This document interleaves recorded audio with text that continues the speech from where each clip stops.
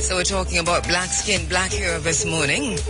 And Dr. Loraine Green, who is a practicing dermatologist in Jamaica, joins me in the studio. She graduated from the University of the West Indies, first obtaining a double major in chemistry and biochemistry. She then went on to pursue a career in medicine. Having obtained her medical degree from UWI, she went on to pursue postgraduate specialization in clinical dermatology at Cardiff University, for which she got distinction. She was a recipient of a 2013 fellowship in hair and scalp disorders at the University of British Columbia. She's a member of the North American Hair Research Society, International Society of Hair Restoration Surgery, Dermatology Association of Jamaica, as well as an associate member of a Caribbean Dermatology Association. She currently works at the dermatology clinic at the National Chest Hospital, where she recently established a hair clinic. She has a blog, AskTheHairDoc.com, where she discusses hair and scalp disorders with the general public, and she's joining us in the studio this morning to talk black skin, black hair. And in addition to that, we're going to be hearing from Maria Carla Gulato. Carla Gulato joining me on the phone lines this morning. Of course, you know she is one of the conveners of the Free WineFred Beach Committee, and much more. She's at Amnesty International and so on. But really this morning, in her capacity as a member of the Free WineFred Beach group, she joins me on the phone lines to give us the latest update on the WineFred Beach situation, because if you remember, one of the things that we have been fighting for and fighting with all our lives is for public access to and free access to the WineFred Beach in Portland, as the government of Jamaica continues to strip Jamaicans and to deny Jamaicans access to beaches across Jamaica. We're very, very concerned that we're hearing a lot of platitudes and not action, because the government has said in Parliament and outside of Parliament. We've heard from Ian Hales, who is with the Ministry of Land and the Environment. We've heard from the Minister of Tourism about the plans to ensure that Jamaicans are given more access, it would appear, to beaches. But we do know that appearances to the mind are of four kinds.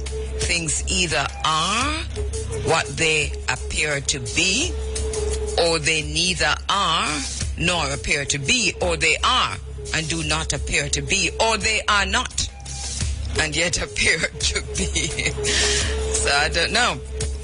So it appears to me that what we heard from Ian Hales and what we heard from the Minister of Tourism, Wickham McNeil, was that there would be a concerted effort to ensure that Jamaicans are no longer denied access to beaches in the way that we have been denied, but that may be as it may.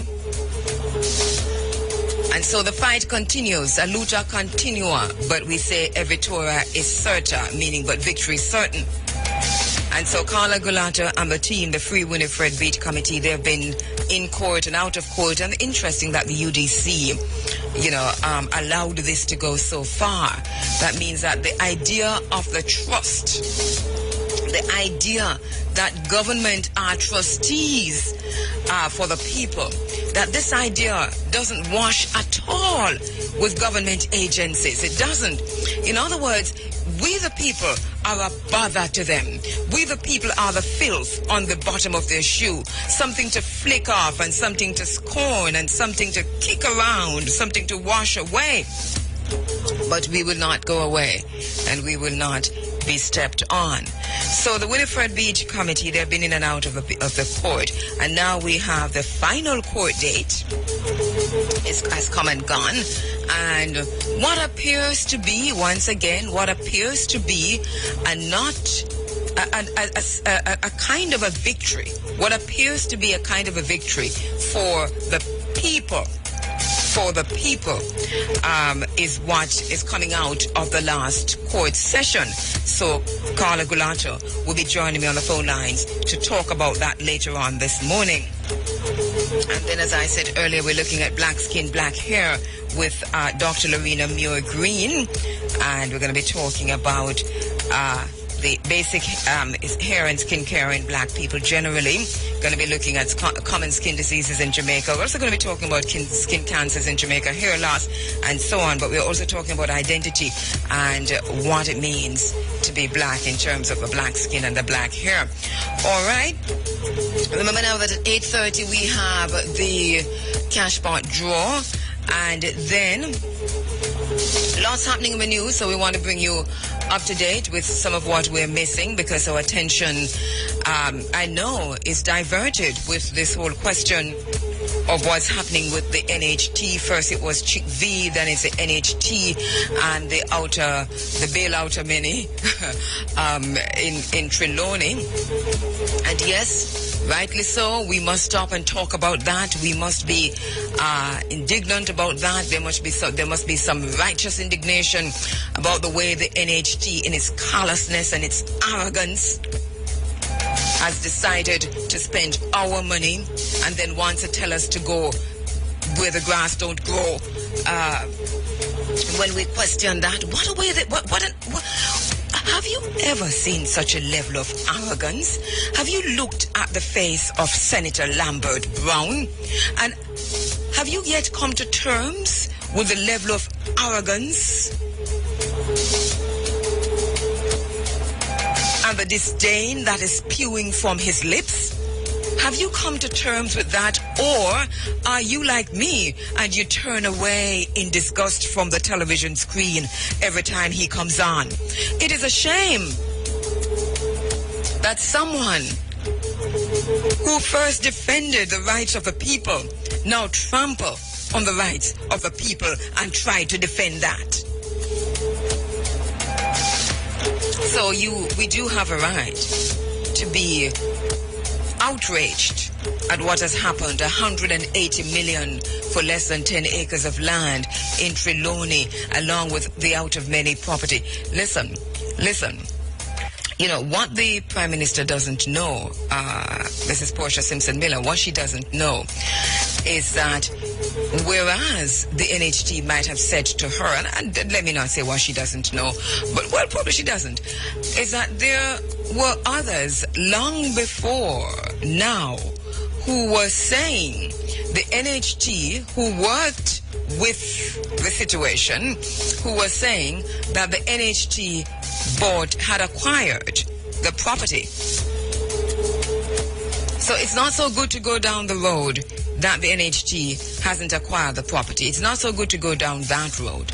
There are people working in the system who were long ago saying the NHT had acquired the property. As a matter of fact, from as far back as November 2013. All right. We don't have to say much more than that. Also,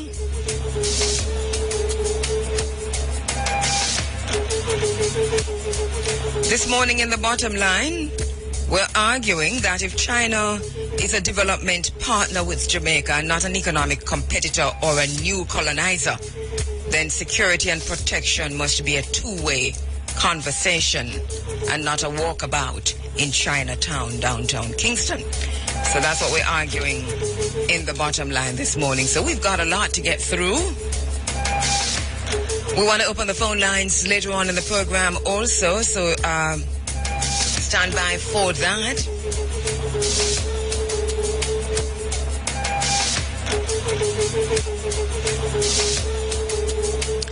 As we continue to seek truth, to learn from the past, to absorb the spirit of human possibilities, and to honor our moral obligation to remember.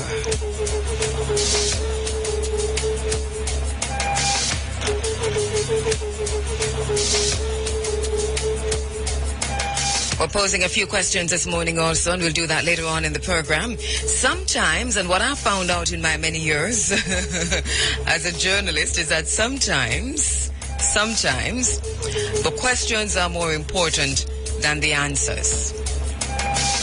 So as we continue to talk about genetically modified foods coming into Jamaica, then we've got questions. As we continue to talk about the extent to which government is making available lands that they are to keep in trust for the people of Jamaica, prime lands, watershed lands, to China in their continued betrayal of the Jamaican people, then we've got lots of questions to ask as government continue to kick people off their lands or label them squatters. We've got questions to ask. And as we ourselves as a people talk our way, platitudinous peroration through our problems, talk our way through the oppression, talk our way through the wicked, callous nature in which we're treated, through the new enslavement, through the new colonization. As we continue to talk our way through that, we spend our energies, it seems, in talking or on the social media. And so we've got some questions to ask ourselves in a kind of a critical reflection on where we might be losing the battle. You see, conversation is an interesting thing, and media, I know, and free speech, I know. Yeah, there was a kind of, interestingly enough, I was saying to someone the other day that Jamaica is one of a country where free speech is, more than many other countries. It's much better than many other countries. And the person was saying to me, no. And I know, I've been persecuted and prosecuted and threatened again and subtly threatened, and I have had to pull a lot of the issues that I've raised on this program in this space because of threats. Yeah, because, I'm not self-destructive. Yes, but at the same time, I also know that in comparison to many other countries, there is a higher level of free speech in Jamaica. Don't cuss, don't fight. It is what it is. All right, and so it is this level of free speech that allows us to talk our frustration out. And then because we talk out the frustration in countries where they don't have that level of free speech, they fight it out, or they burn it out, or they occupy it out. And it's something we must look at. Really? Truly. All right, we've got much more to come inside of the program. Uncle Johnson Ebb, life, prosperity, health.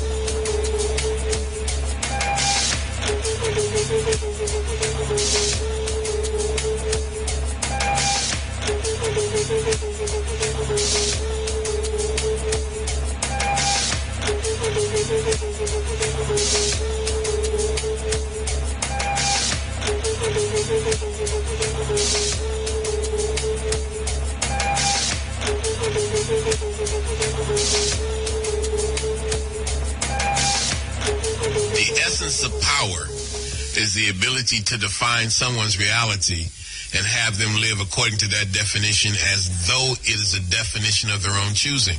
Have found that the document itself, purporting to be written by Willie Lynch, could not have been written in the time it was said to have been written because of a language that's used, because of the words. Some of those words weren't even known yet, weren't yet in use, put it that way, because we're not going to say coined. But, and so, and in addition to that, some of the, and in terms of what the scholars have said, those who have researched the idea and the person of Willie Lynch, that some of what was, some of the views, the ideologies put forward within the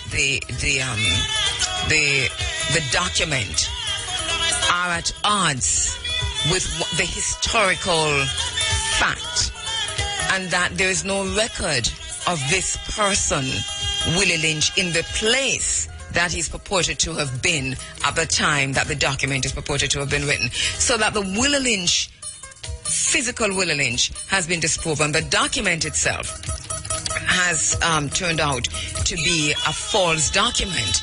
The ideal, though, that's put forward in the document in terms of the divide and rule and how this was done is real. And the psychic trauma is real. So that we have that to contend with. We can revisit the Willow Lynch syndrome and the Willow Lynch document at another time. But this is what we're being told now. But why now, actually? All right, guess what we'll do until 7 o'clock? We'll open the phone lines and take your telephone calls. Know that you've got things on your mind. Later on in the program, we're also going to be opening the phone lines so that you can speak with Dr. Loraine Green. But in the meantime, in this segment, we'll open the phone lines and take your quick telephone calls, about 20 minutes or so make them short. 974-5079, 5051, 5043, and 1-888-991-4152. Those are the numbers to call. So we are taking your telephone calls right now. Thank you for your emails and thank you for your letters and so on. Right, so the phone lines are now open. 974-5079, 5051, 5043, and 1-888-991-4152. Seeking truth, learning from the past, absorbing the spirit of human possibility, honoring my moral obligation. Ooh, wow. That was loud. Yes, good morning. Yeah, my real name, Abdulaziz, no more Jangati. What's your real name? Abdulaziz, that's the name of the Nation of Islam now. Okay, Abdulaziz, good morning. Yeah. Hotep Abdul, go ahead. Yeah, man, so I like the topic right now on the beach and things. Right now I'm up on the beach. That's bloody day and thing. And now you're in the world. Yes, you're the beach because the beach is natural nature and it comes with the land.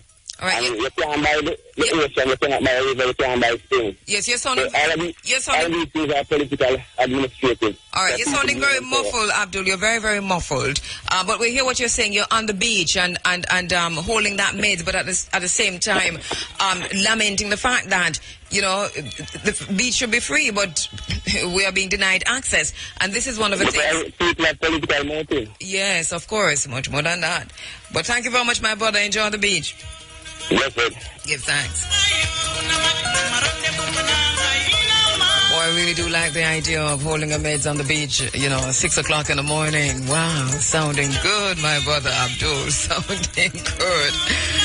It's sounding good. If you are, and one of the things we're going to ask you to do as we ask you to call us about the land issues that you are experiencing is also to let us know where you are being denied access to the beach. Where are you being denied access to the beach in Jamaica? As we go back to the phone lines. Hotep? Good morning. Yeah, Hotep, my brother, go ahead. What's on your mind? Yeah, what I want to talk about is the fact that the NHD money, the thing that the property that they said they purchased. Yes. The parliament was in uproar that they're using NHD money for the wrong purpose, and the private sector organization. Mm-hmm. But last year when they took the money, I don't remember how much they took for the MF, to help with the MF. But with the budget, yes. Yeah, the parliament was not in uproar, and even though they said they were borrowing the money, they did not give a timeline as to when they would repay it. Did they say they were borrowing it? I didn't get the impression they were borrowing it.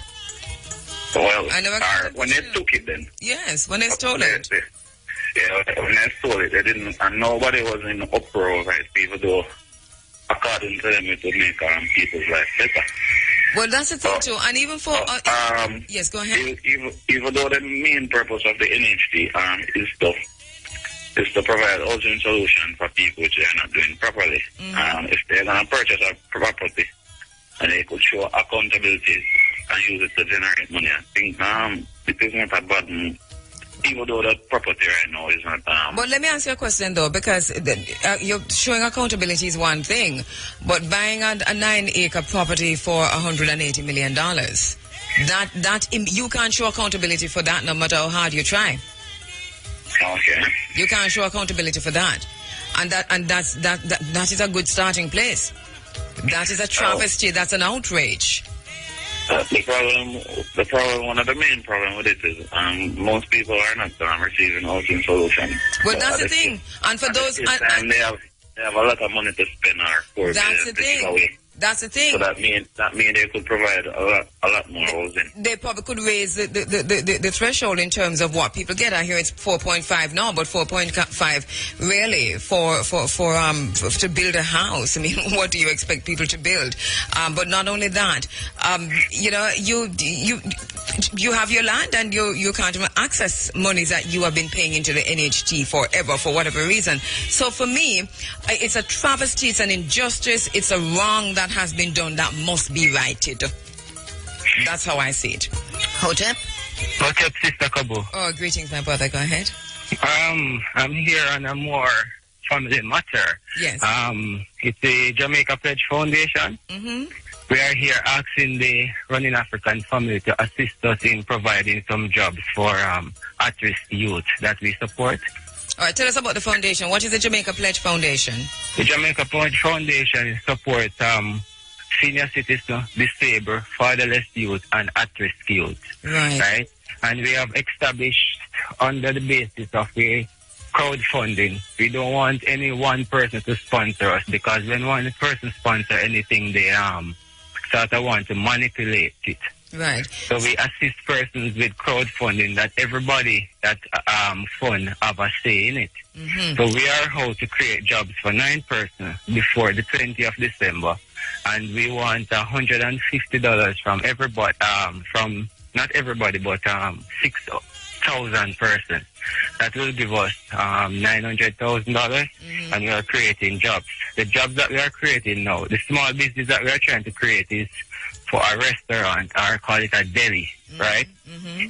The name of it is 10 to 10 Deli, and the essence of it is to do food from our ancestors, like our roti, our bummies, our aki stew, and all those things. Right. We're going to use things that is around us to make money. And where are you going to start this restaurant? In Montego Bay, because the foundation started in Montego Bay. It started at Salt Spring because we have a lot of disrupt youths in Salt Spring, so we decided that we would start a foundation. All right, how many youths are you now assisting?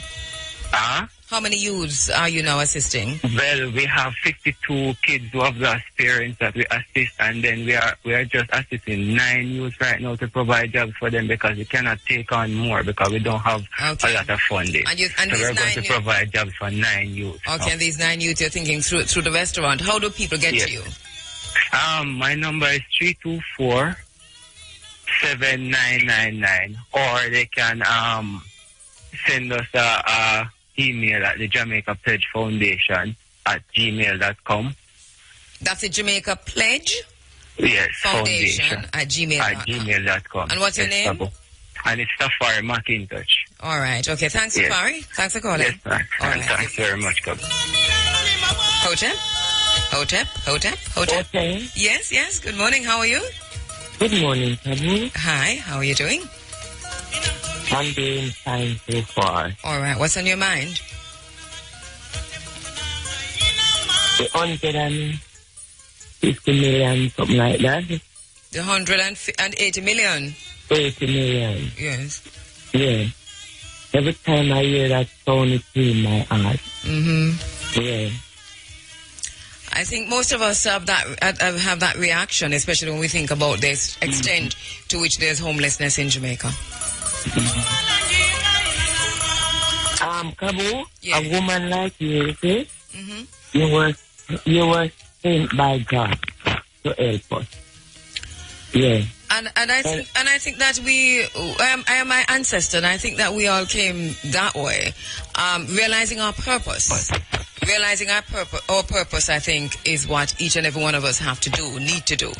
Realize our purpose. Yes. But keep up the good work. Thank you. You are helping us a lot. Asante sana. Keep it up. Give thanks. And I pray that God will keep and guide you all the way.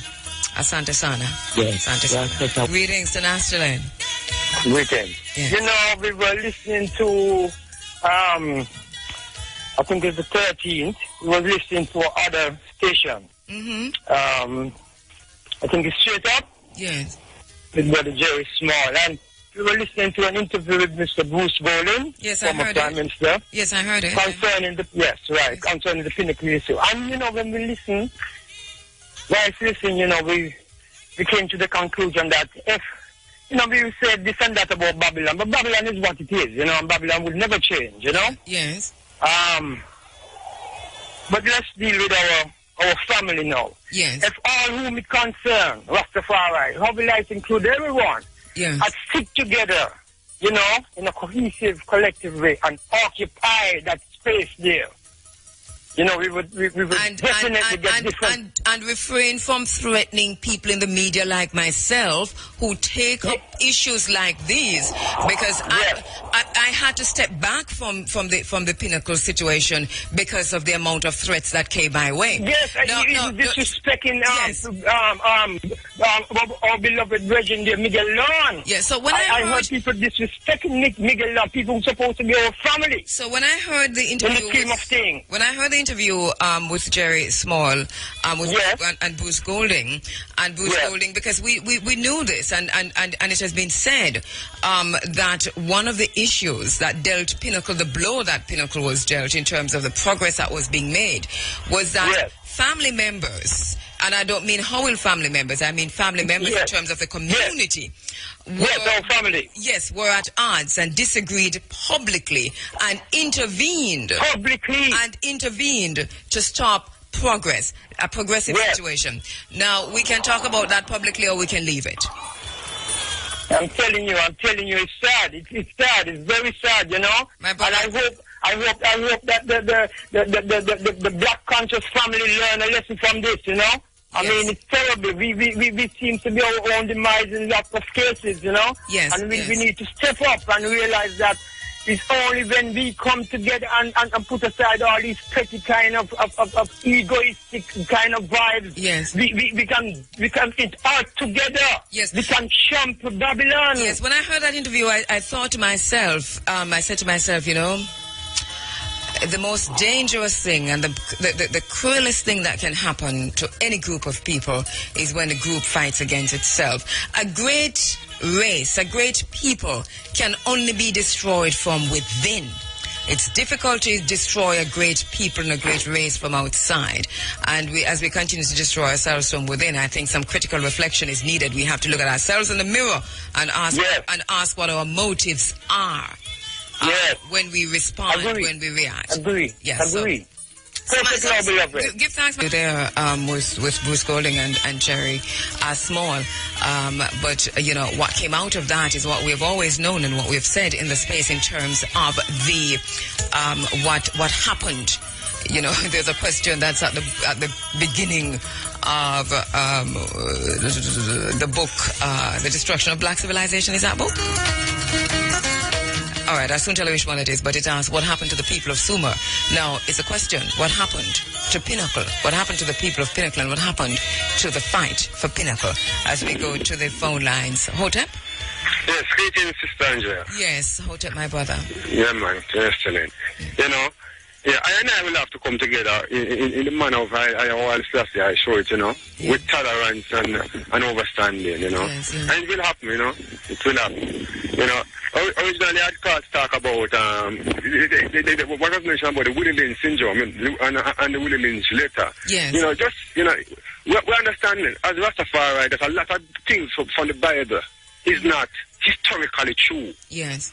It never really goes off the true. Yes. But the leaders of the community had to craft some stories to guide the people to certain truth. But the thing is that we must, as is with the Bible, so it must be with the Willie Lynch letter, we must understand that these are stories, and we must not then use them to direct our lives and to direct the lives of our children, and not only that, to create doctrines based on those stories that continue to oppress and continue to prevent us from looking at the problems that we have, saying that, oh, that's how them set it, because that's the idea with the Willie Lynch syndrome. That's how them set it, but that's not how them set it. We changing that. So that's what I'm saying. It's the same thing with the Bible. Same thing with the stories in the Bible. Doctrines have been created around stories. Doctrines have been created around the Exodus. What if we change the reality of what happened in Egypt and look at Egypt now, the cradle of civilization, in terms of African people, where we began, where we started. Egypt has now become the symbol of that which is wrong, of paganism, of that which is wrong. Do you understand what I'm saying? Yes, because we take the story of the Exodus literal. We take the story of our ancestors who built pyramids, and we turned it into stories of Jews who built pyramids out of straws and mud. Do you understand what I'm saying? Yes. We can't get it so wrong. True. Yes. Yeah, man. So it's good when you know it's a story, so you can analyze it as a story. Yes. Because how you analyze any literature is who write it. Yeah. What was their intention when they write it? What was going on around them when they write it? Yes. And, so looking at it, you can analyze it objectively and then make your move, based off of the truth, what you can see from that. Yes, I agree with you. Thank you, my brother. Yeah, man. Interesting thing. People who control the narrative control your lives, and so we must control the narrative, and we must also control our own worldview, because this is where we're going wrong in terms of a worldview. The worldview that develops out of Christendom is not our worldview. We were before that. The worldview is how we see the world, how we conceptualize the world, how we understand and interpret the world. Because it's out of that understanding, it is out of that interpretation that we are going to determine how we engage with the world around us and the world beyond us and the world outside of us and the world inside of us. And we talk about the world inside of us, we're talking about the inner world of the mind of ourselves, or the inner world of the mind of a group, or the inner world of the mind of a race of people. And it is this inner world of the mind, once we create that worldview, which we project outward through our actions. It is this worldview that determines how we react, how we respond, and the extent to which we influence the world around us. It is this worldview that determines how we create our own realities. But we have to develop that worldview. Ask ourselves, how do we see the world? How do we understand the world? What is our place in the world? We have to change the narrative and do not accept anybody else's narrative. And at the same time, we're not trading off our identity or no part of our identity, including our intellectual identity, in order to fit in. We're not passing anybody else's test in order to determine whether or not we're capable. So those who control the narrative, those who control the worldview, and check the worldview, because the enslavement of millions of our ancestors came from a worldview out of Europe, which was a worldview of superiority, a worldview that you can enslave another race to get rich. You see? We have to understand that. All right, so we're going to take a quick break. Thank you for your calls. When we come back, we're going to be speaking with Carla Gula. Now, a minute after 7 o'clock, lots happening with the denial of access, and I say the continued denial of access to our beaches. Yes, it's still happening. Apartheid-like conditions. From Negril Point to Morant Point, you can find a few beaches in between that you can just screechy onto one, and you can get a little part to kind of chill. And there are some beaches that you can still walk onto, one or two, just a handful. But for the most part, in Jamaica, a country in which, you know, it's an island. So you know what that means. We're completely surrounded by water. We're completely surrounded by beaches. And as a child, many of us had access to all of Jamaica's coastline. But gradually, as the all-inclusive territories came into being, all-inclusive hotels, and as a tourist became more important than the citizens, as a tourist became more important than the masses of the Jamaican people, as foreigners became more important in terms of so-called foreign direct investment, became more important than as foreigners became more important in terms of so-called foreign direct investment, became more important than the masses of the Jamaican people, what we found happening was that governments, in their greed and their corruption and their lack of vision, began to deny access, sell off literally the coastline of Jamaica, locking it off, fencing it off from the masses of the Jamaican people. Where it wasn't fenced off and Jamaicans were denied access to spaces which they occupied for years, then governments, various governments at different times have tried to remove people from these beaches. WineFred Beach is such one beach that came under intense pressure for the people to move so the land could be privatized by the Urban Development Corporation. The UDC is supposed to be a trustee. Yes, that is my understanding of it, and I have no time to debate that. The UDC has become the greatest enemy of the people of Jamaica. So the people of Portland and the lovers of WineFred Beach, supporting from all over the world, the lovers of freedom and free access to beach, supporting from all over the world, the people of Jamaica in court. So yes, it couldn't be sorted out, couldn't be mediated, couldn't be dealt with government to people. Because remember, it's government of the people, by the people, and for the people. But nobody bothered to tell the UDC that, or even the government or the parliamentarians. I think we should stop each parliamentarian as they come into their constituency or anywhere and ask them, what does democracy mean, and whether or not Jamaica is a democracy? And ask them, what is the ideal of government of the people, by the people, and for the people? And do they understand that? And why, if they do understand that, are they fighting so hard against that? And we should ask Lambert Brown about that too. All right, that's an aside. We should ask the NHT board about that too, but that's also an aside. So that the WineFred Beach, the fight for WineFred Beach ended up in the courts. The last court date just wrapped up, and we're going to talk to Carla Gulato about that. Also, interestingly, and this was planned long before we know this, CNN, through Anthony Bourdain, has just filmed on WineFred Beach. It's going to be aired tonight. You know, Anthony Bourdain does this food thing all across the world. Well, it's going to be aired tonight. I don't know what is in it, what it says. But I have been tweeting. I have taken to the social media, and I have sent CNN and Anthony Bourdain lots of messages to say, do you know that WineFred Beach is in contention, that the government is trying to deny the people access to the beach? And I want you to do that for me. Go, you're on the internet. Please, look it up. The way CNN is promoting this, I think they're saying one fish, two fish, salt fish.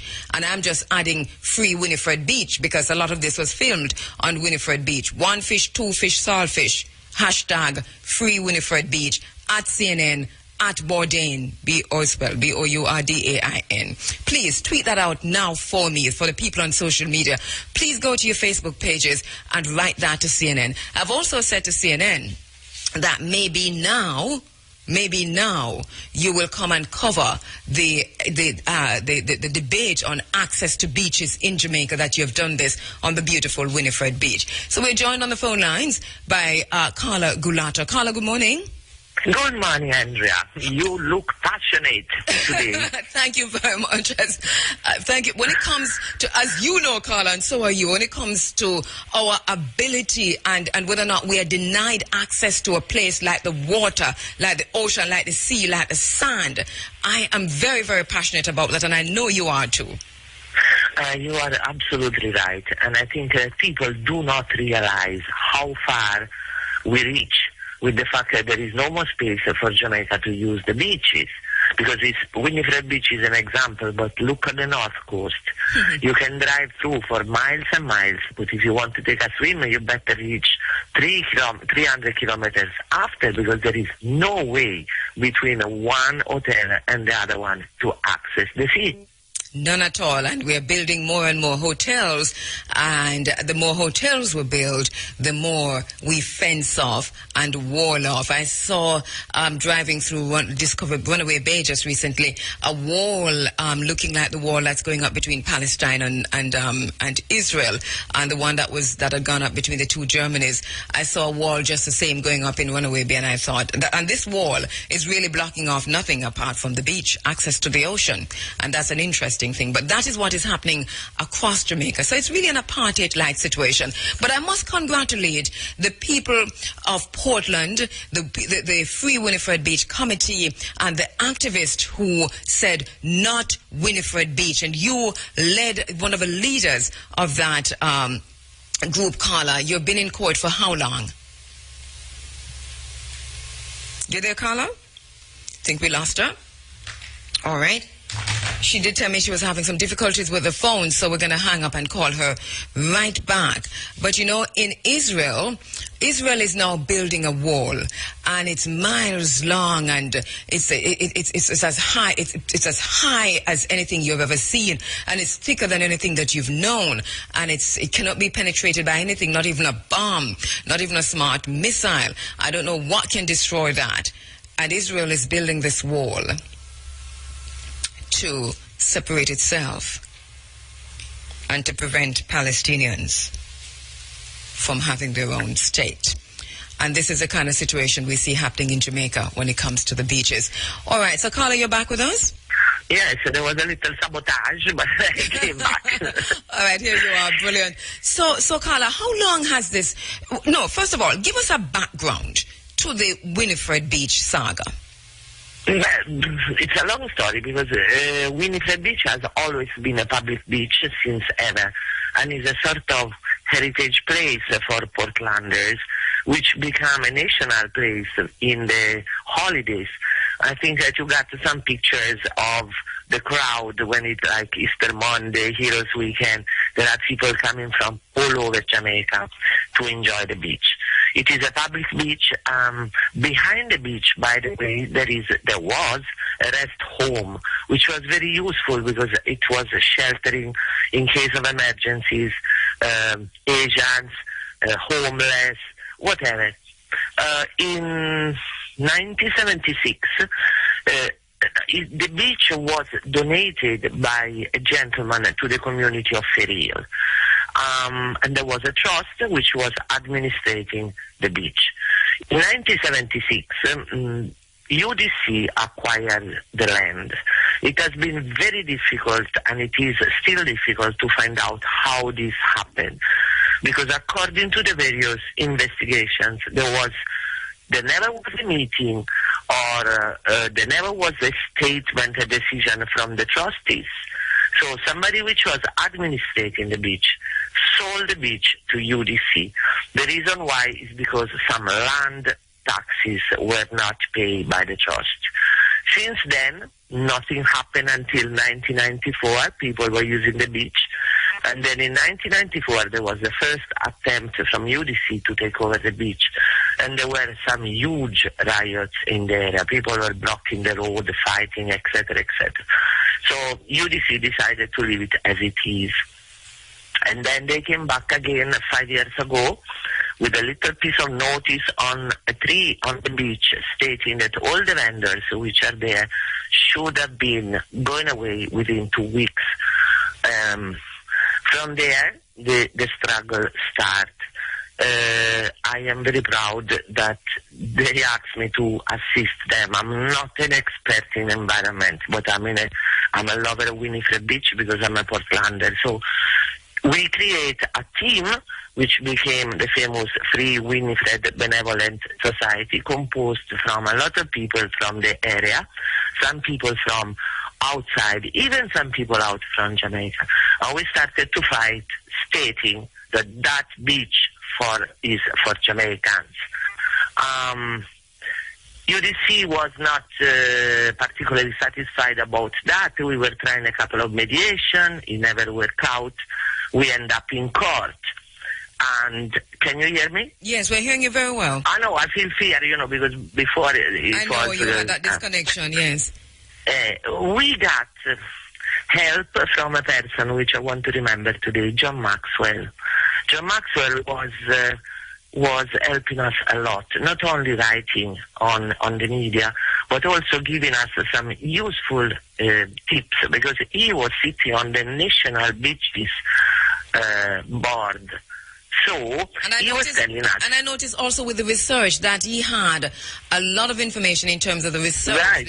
Yes. And he had much more than what we could get by ourselves. Yes. He was telling us that if a beach is public for 25 years without any interruption, it cannot be made private. With this information, we went to some elders which are living in the community, and they were writing a statement saying that they were using the beach since 30 years and more. And that was how we end up in court. Yes. We have been in court until 2 weeks ago. 2 weeks ago, I don't know. I have a very good news and I have a bad news. The very good news is that finally WineFred Beach is public, because we have signed in front of the judge together with the UDC that beach cannot be made private.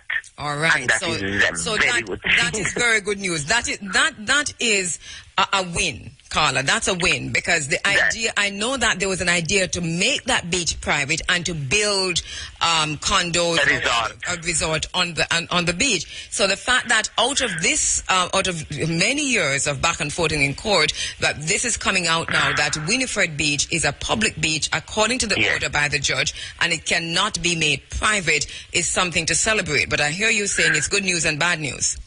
Well, I don't want to celebrate before I have a 100% happiness, but still I have a 50, which is already a lot. Yes. The thing is, what's going to happen now?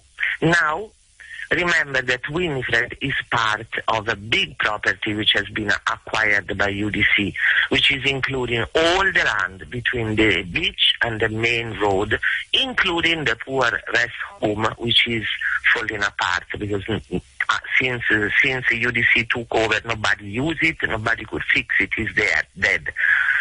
Now, UDC and Free WineFred signed the fact that piece of land, which is the beach and the parochial road and the other road leading to the beach, are public.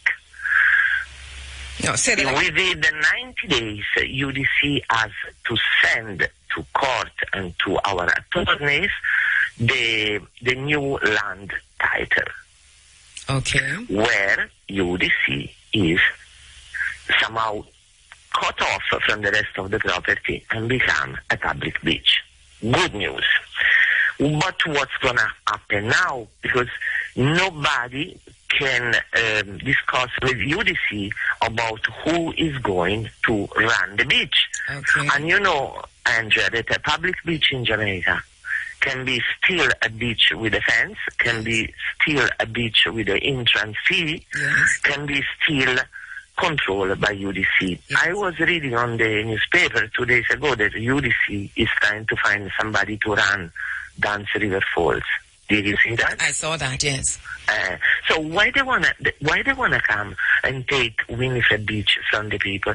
So what we are doing now, because the fight is not finished, there is another session which is gonna be bloody. We want the beach to run by ourselves, and we are applying to UDC to give us the beach. We are ready to pay some money. And we is a free WineFred Beach Benevolent Society. Yes. Okay. I think that, Andrea, it is 5 years and more, and the years before I don't even mention, that the people on the beach and around the beach keep the beach going. There are bathrooms, there are people cleaning the beach, there are people trying to secure the beach, there are lifeguards when there is a holiday. All of this has been done by locals, by themselves, which, first of all, need to be commended for the long-term commitment. Yes. Second thing, we have an expertise because we did it.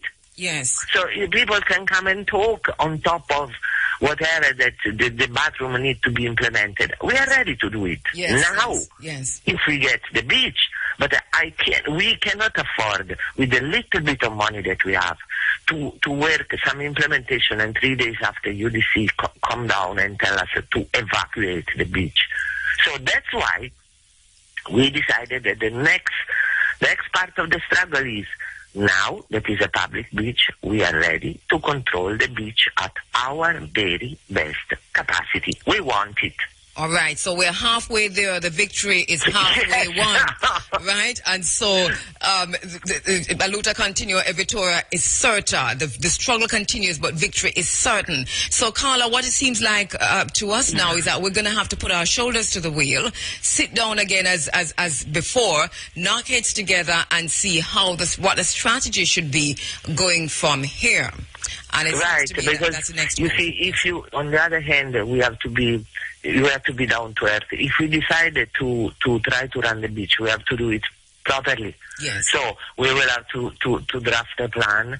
We did it already. We wrote it. We send it to the Prime Minister, no answer. We send it to another Prime Minister, no answer. We send it to a couple of parliamentarians, no answer.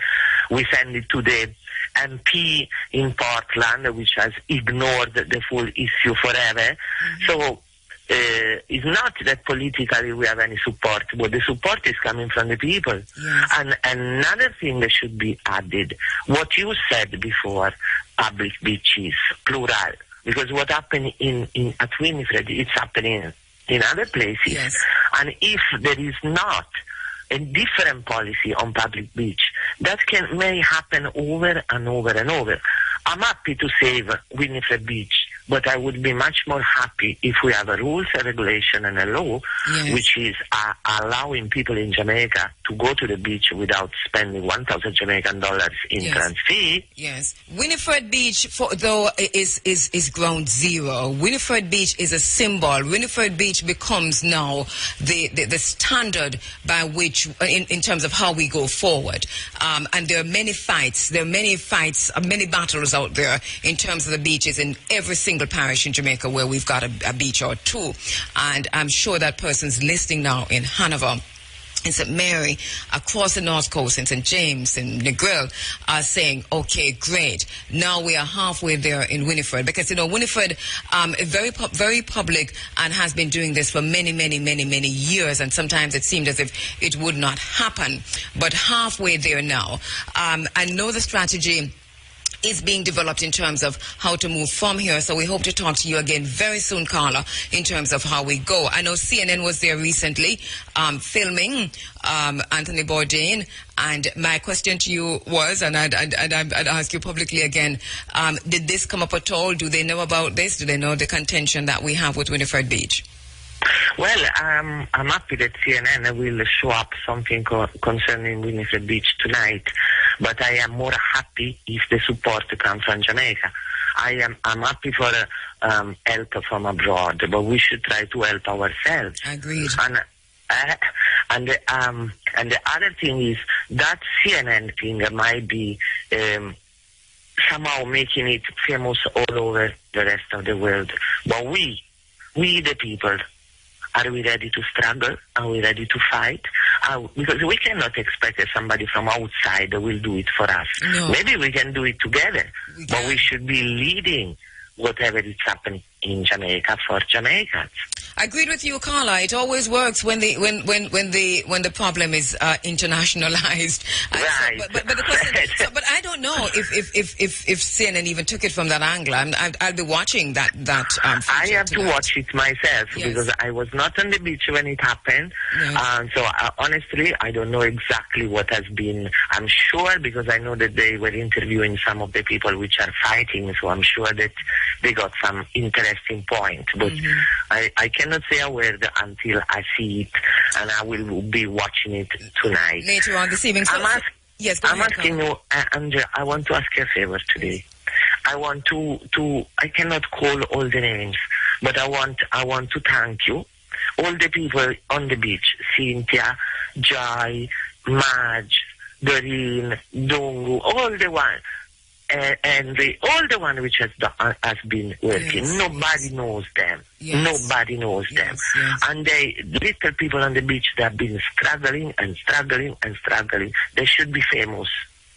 True. And, one of the things, as you said, that we're going to invite the entire team into the studio, or we come down there. Hopefully we'll get permission from the youth. Yes. And to broadcast live from WineFred Beach. I think that we need to take, and we've been trying for years to take the program there, but haven't been able to. But we're still trying. It's part of the struggle, too. So Carla, we're let's on it. do it, and let's do it in a happy mood. Yes. We can have a little party, too. Oh, most definitely. Yes. Yes, thank you. Free WineFred, happy day. Free WineFred Beach. The struggle continues. Victoria is certain. Thank you very much, Carla. We'll keep in touch. Thank you, and thank you to you and to IDFM, because you have been really extremely supportive. But without you, we didn't have no voice until now. Thank you so much. People in South Africa were denied access to the beach, that you couldn't swim on any beach you want to. But this song has now become the soundtrack for the fight for access to the beach in Jamaica, because the Jamaican government, JLP and PNP, have presided over an apartheid-like situation. It's apartheid at its highest situation here in Jamaica, where so many Jamaicans are denied access to the beach. WineFred Beach is a symbol, is a standard, is ground zero. We're going there. To the people on WineFred Beach, good morning to you. To the people who fought, good morning to you. We see them fencing off many, many more places. Robins Bay, we see them fencing you off. We used to just walk and go down to the sea. I mean, from your hit Robins Bay, you can't just walk off anywhere. Go sit down on a rock and just chill. Over fences now. St. Mary, we see a lot of fences going up. And concrete walls going up across the coastline of Jamaica. We say Portia Simpson Miller, tear down these walls that are blocking us from the beaches. Hey, by the way, we've got the deed. We've got the deed in our hand. I've got the deed. I've got the documents on Fisherman's Beach. And I've got the deed. I've got the documents on Laughing Waters.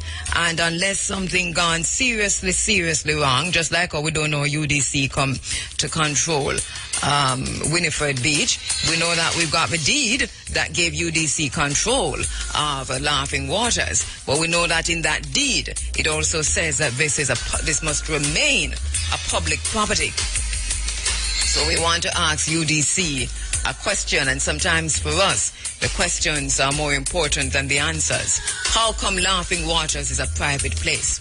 How come the Chinese are now telling Jamaicans who are jogging in the area that them soon can't jog here? Because it is now their property. How come the Roaring River watershed is being considered, if not already given to China in Jamaica? How come? People power is what we're calling for. People power is what we're calling on. We must stand up for something or fall for anything. We must stand up, Jamaican people. We must stand up against injustice. We must stand up against oppression. We must not stand by and allow the government to deny us of so much that belongs rightfully to us. We must stand up against this injustice. We must. We have no choice but to stand up against oppression. We must do so. or die.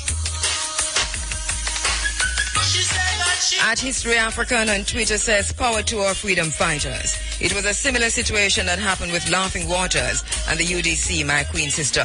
Yes, but the deed to Laughing off the beach. Remember, the trick is to get you to leave. Do not leave, because once you leave, you change the dynamic. Stay and fight. You've been there for 30 years, for 25 years, for 50 years, for 45 years. Do not leave. Or she obtained a double major in chemistry and biochemistry. She then went on to pursue a career in medicine, having obtained her medical degree from UWI. She went on to pursue postgraduate specialization in clinical dermatology at Cardiff University, for which she got distinction. She was a recipient of a 2013 fellowship in hair and scalp disorders at the University of British Columbia. She's also a member of the North American Hair Research Society, the International Society of Hair Restoration Surgery, Dermatology Association of Jamaica, as well as an associate member of the Caribbean Dermatology Association. She currently works at the dermatology clinic at the National Chest Hospital, where she recently established a hair clinic. She runs a blog, askthehairdoc.com, so you can check that out, where she discusses hair scalp disorders with the general public.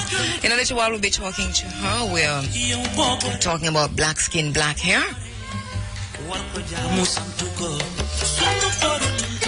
And that will be coming your way shortly. Looking at basic hair and skin care in African people, black people.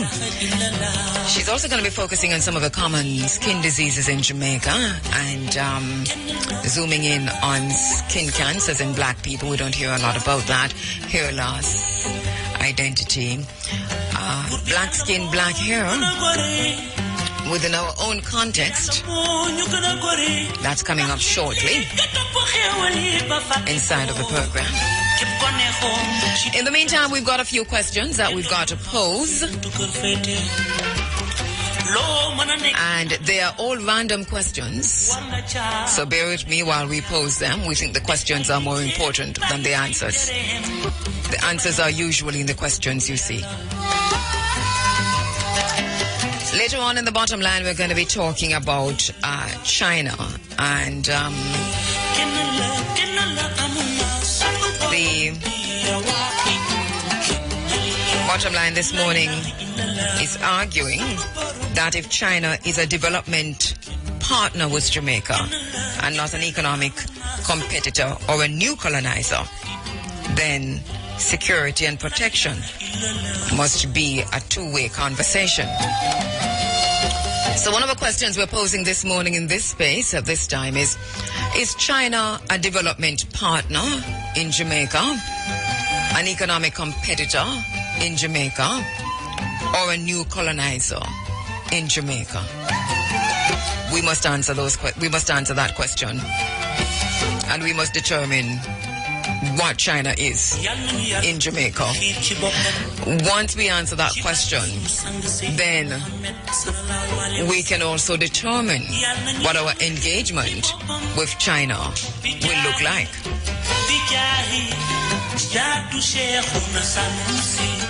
All right.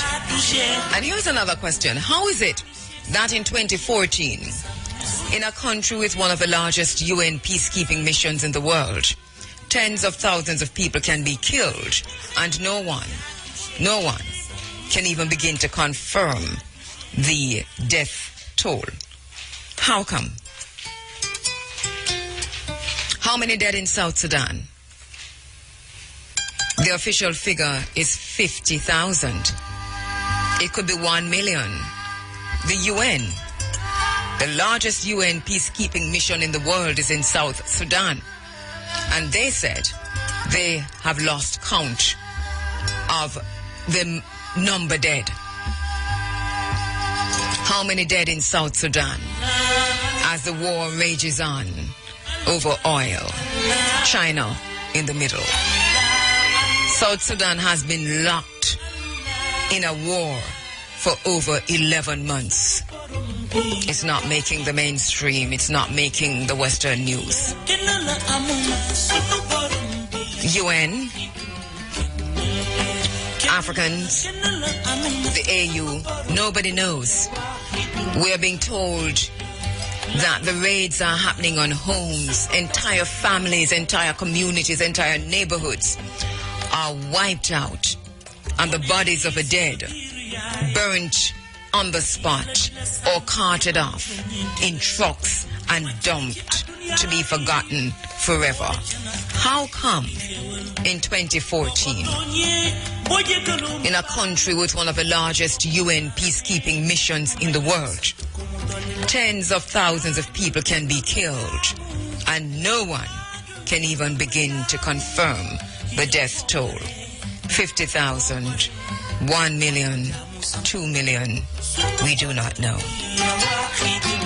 Failure to count the dead in Sudan is a scandal. Why is there no concerted effort to end the war in Sudan?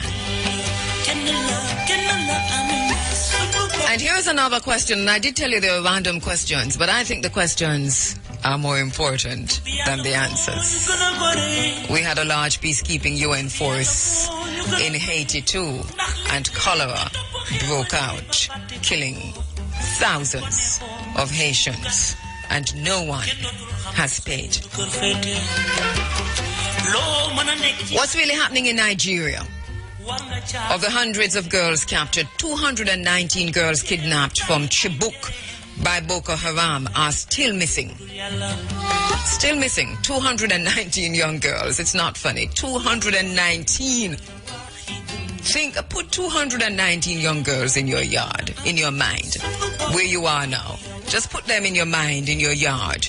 Put them in your mind, wherever you are. If you're on the bus, put them on the bus. Can they hold on the bus? 219 young girls? Can they hold in your car? Are you driving past somewhere? Can they hold in that space you're looking at there right now? Where can they hold? Well, they are still missing. President Goodluck Jonathan has repeatedly promised to rescue the schoolgirls, and now Goodluck Jonathan is running for another term because there's another election in Nigeria in February, and February 14, and he's promising again as he launched his bid for the second term that he will rescue these 219 girls. Boko Haram, in the meantime, has seized Chibok. Boko Haram is now in total control of Chibok, and they have renamed it Madinatul Islam, City of Islam.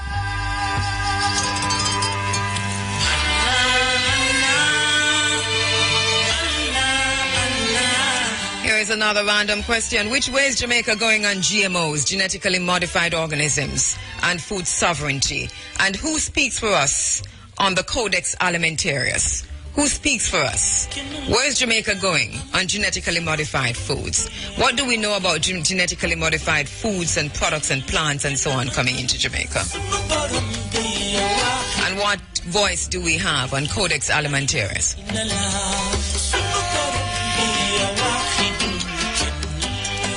And here's another random one. Is Africa really rising? We're going to discuss that as the weeks go by, though. This is a topic, including GMOs too, that we're going to be talking about. Is Africa really rising? In Namibia, the Standard Bank of Namibia set up specialized units to manage the growing Chinese investment in Namibia. So Namibia now has specialized units just to manage China's investment in Namibia. Think about it. In Ghana, the Ghanaian Bank has launched a China desk, which is fully dedicated to Chinese corporations in Ghana. Think about it. And the Chinese envoy to Namibia has sponsored 20 University of Nairobi students, and many more are going to China on scholarships as African students. Right now, the Ethiopia Expo is just about wrapping up. Oh, yes, it's still going on. Over 100 Chinese enterprises are participating in the Ethiopia Expo. How many Jamaican enterprises participating in the Ethiopia Expo right now? Over 100 Chinese enterprises. Is Africa really rising?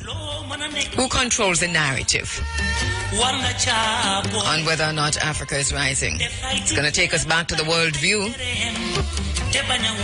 Who is Africa rising for?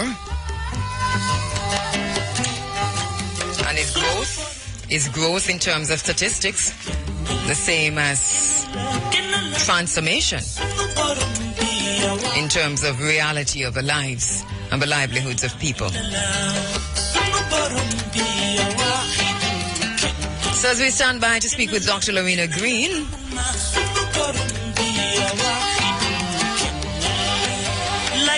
how do you see the world? How do you understand the world? How do you interpret it? How do you see yourself? 9, a very pleasant morning to you. Thank you so much for joining us inside of the Africa Forum. It's Running Africa, and we go through until 10 o'clock when the Big A comes in with the Sunday sunshine. Black skin, black hair with Dr. Loraine Green, dermatologist, coming up right now.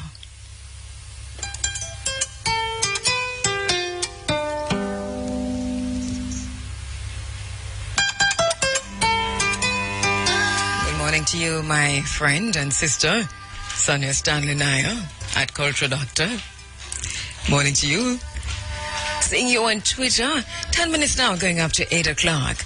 And Dr. Loraine Green joins me in the studio as we focus on black skin, black hair. And does Dr. Loraine Green have a head of hair on her? I couldn't resist that. And it's beautiful. It really is. All natural, all beautiful, and all hair. Good morning, Dr. Green. How are you? Good morning. May I just tell you, I just love your hair. Thank you. Thank you.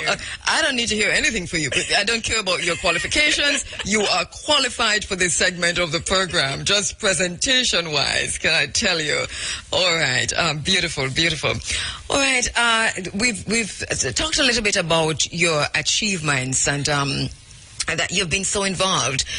Just looking at you, you're pretty young, so you've been studying all your life. Yes, I have been. Yes. I thought so. All right. So now and you've been all over the world in terms of your studies too. Yes, I have been. Right. Sorry, just grab the mic a little. Just pull the mic a little to you. Yes, thanks. All right. Yes. Yes, I have been. I first did my first degree in chemistry and biochemistry at UWI. Then I went on to do medicine at UWI. After that, I went to the UK to do dermatology. Came back to Jamaica, finished up, and then went to Canada. I was able to get a fellowship in hair and scalp disorders in Canada, where I stayed there for a year and just came back to Jamaica this year. Okay. Well, welcome back and welcome forward. Very, very happy to have you back. And we'll talk a little bit about your pedigree in a short while. But first of all, let's talk about what is dermatology? Well, dermatology is the medical...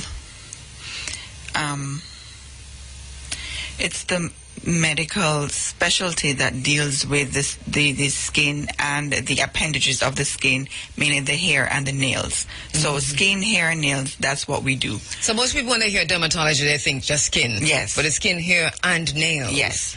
All right, we're going to focus a lot on the skin and the hair this morning, but the nails, what in particular about the nails? I mean, what can happen to nails? Ingrown nails? And yes, you have ingrown nails, they have fungus, a lot of people, especially in Jamaica, have nail fungus. You can have actually bony growths within the nail and all sorts of strange and fabulous things that can happen in the nails. I'm looking at mine, I'm thinking, wow, we don't think much about our nails unless we're having problems right. With them.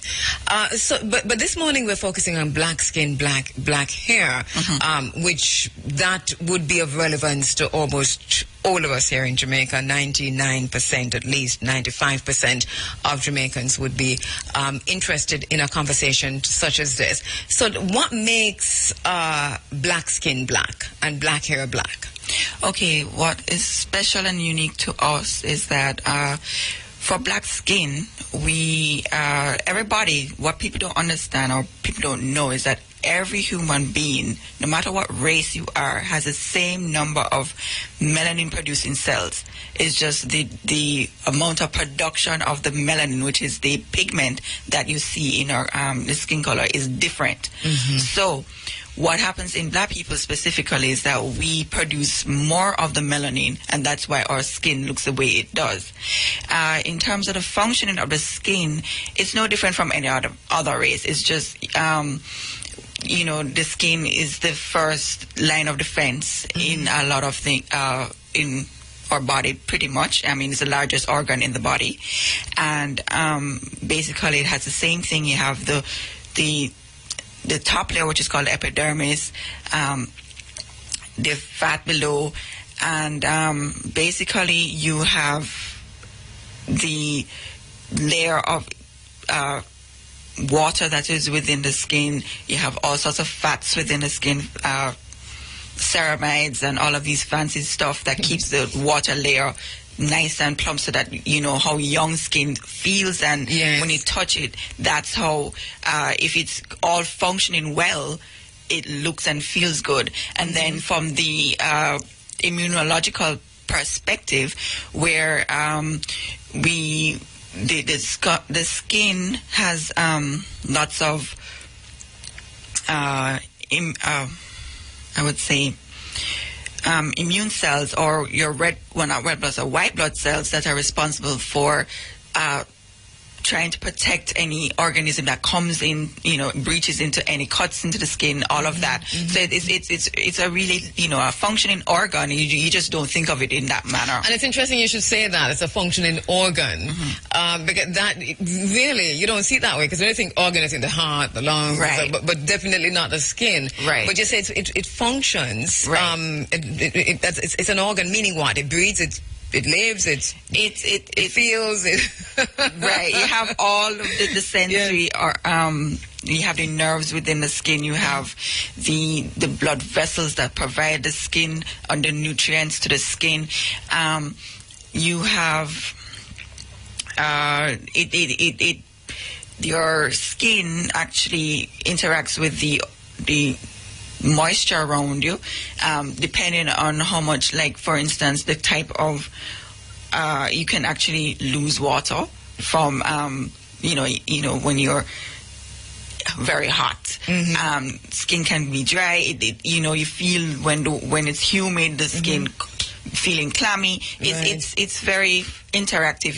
It's just that we don't really think about it in that manner. Really, the largest organ then? Yes, it is. So that how you treat your skin then is very, very important. Yes, it is. Yes, it is. What we don't think about is just basic skin care. People just go about their lives and doing their whatever they feel like, but really and truly, the skin is the first thing that everybody sees. Nothing is more distressing, and what a lot of people don't understand or don't realize how distressing skin diseases are psychologically for people. Because if your skin doesn't look good, and in Jamaica where everybody's like, why is skin looking like that? And random strangers just say it to people. It's very very distressing, very concerning for persons who actually have a skin disease. But then there are persons who have normal skin but don't necessarily take care of it, and it's the first sign of aging. Your skin age. There are persons who are in their 70s, 80s, and when you look at their actual texture of the skin, it doesn't look any worse than a 40-year-old. And there are others, when you see them, you're like, what happened? So what could cause the skin to, or what are some of the things that people could do to their skin that would be impact negatively on the skin? Okay, so first, basically, First of all, what you bathe with. A lot of persons in Jamaica, we just love cake soap and carbolic soap. And those soaps are really for persons who are in some sort of industrial place where, you know, all sorts of grime go on their skin.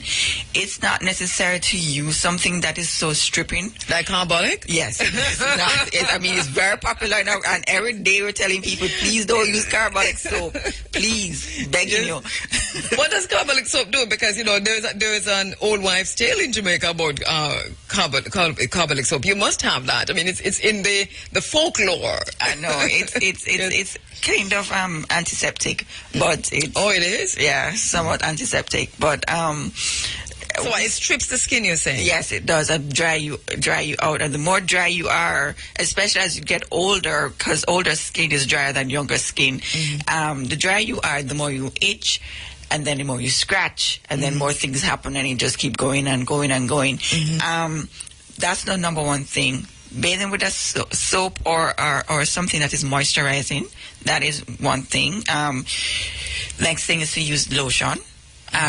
You know, some sort of moisturizer on the skin, because as you get older, your skin doesn't quite function the way it used to, and you're not able to produce as much.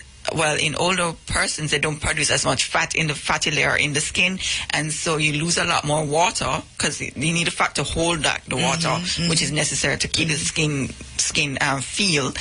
And so I recommend that you use some sort of lotion or even shea butter or something like that to keep the skin feeling good.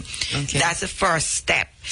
All right, go ahead. Other things that could potentially affect your skin age, the sun. I mean, we're surrounded by it in Jamaica, but UVB gives skin has issues with skin cancer. UVA, which is the other thing that can penetrate penetrate glass, ages you. And therefore, a lot of times when you see persons who work in the sun a lot, like farmers, their skin, you know, they're more wrinkled than the regular population in our population. So that the idea that you know, if you can use a carbolic soap, you can be out in the sun and so on, but as long as you use the lotions and all of that, you're fine. You're saying it's not really so? No.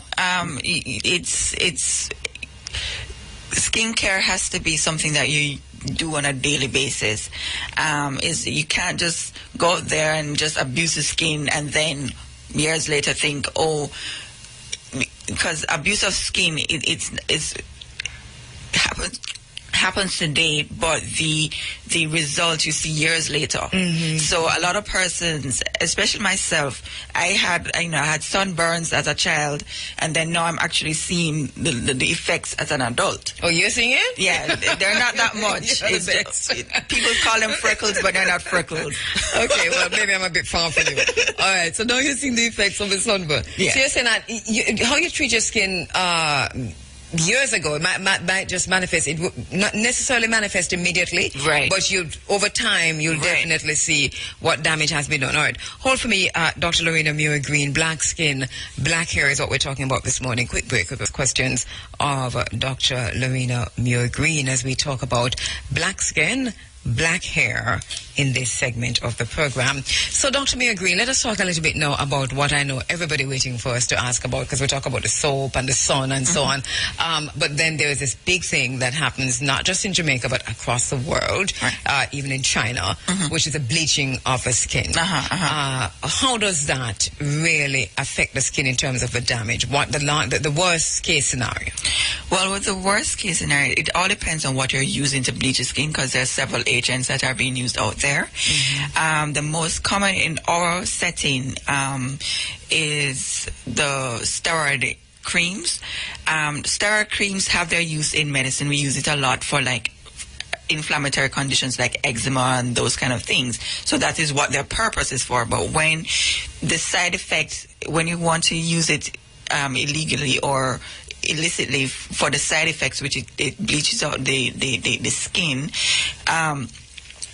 what happens is that if you're doing it from head to toe, you can get several things happening. You can first, one, absorb a whole lot more than you should. because anything that goes onto the skin is absorbed. And that means it seeps into the body for listeners who don't understand what absorb means.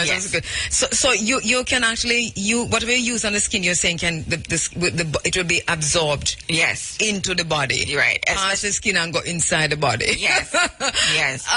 And the bleaching cream will do that. Yes, if you use it for whole body, which we see when you walk on the street, you see people doing whole body bleaching. Yes. If you're just using it on a small area, it's not much that's going to be absorbed, so it's not going to have any effects inside the body. But persons who are doing whole body bleaching, they can have the side effects of what you take when you actually take oral steroids, and these are one, you can see the moon face, which is where the face gets bigger. The person can get, increasing their tummy, getting bigger. They can have hypertension, developing all sorts of things. And we've had a few patients who have presented with that kind of... That's interesting, because we've had many discussions on this, but we hear more about the damage to the skin itself. But here you're talking about even hypertension, high blood pressure. Yes. As a result of bleaching. Yes. That's interesting, yes.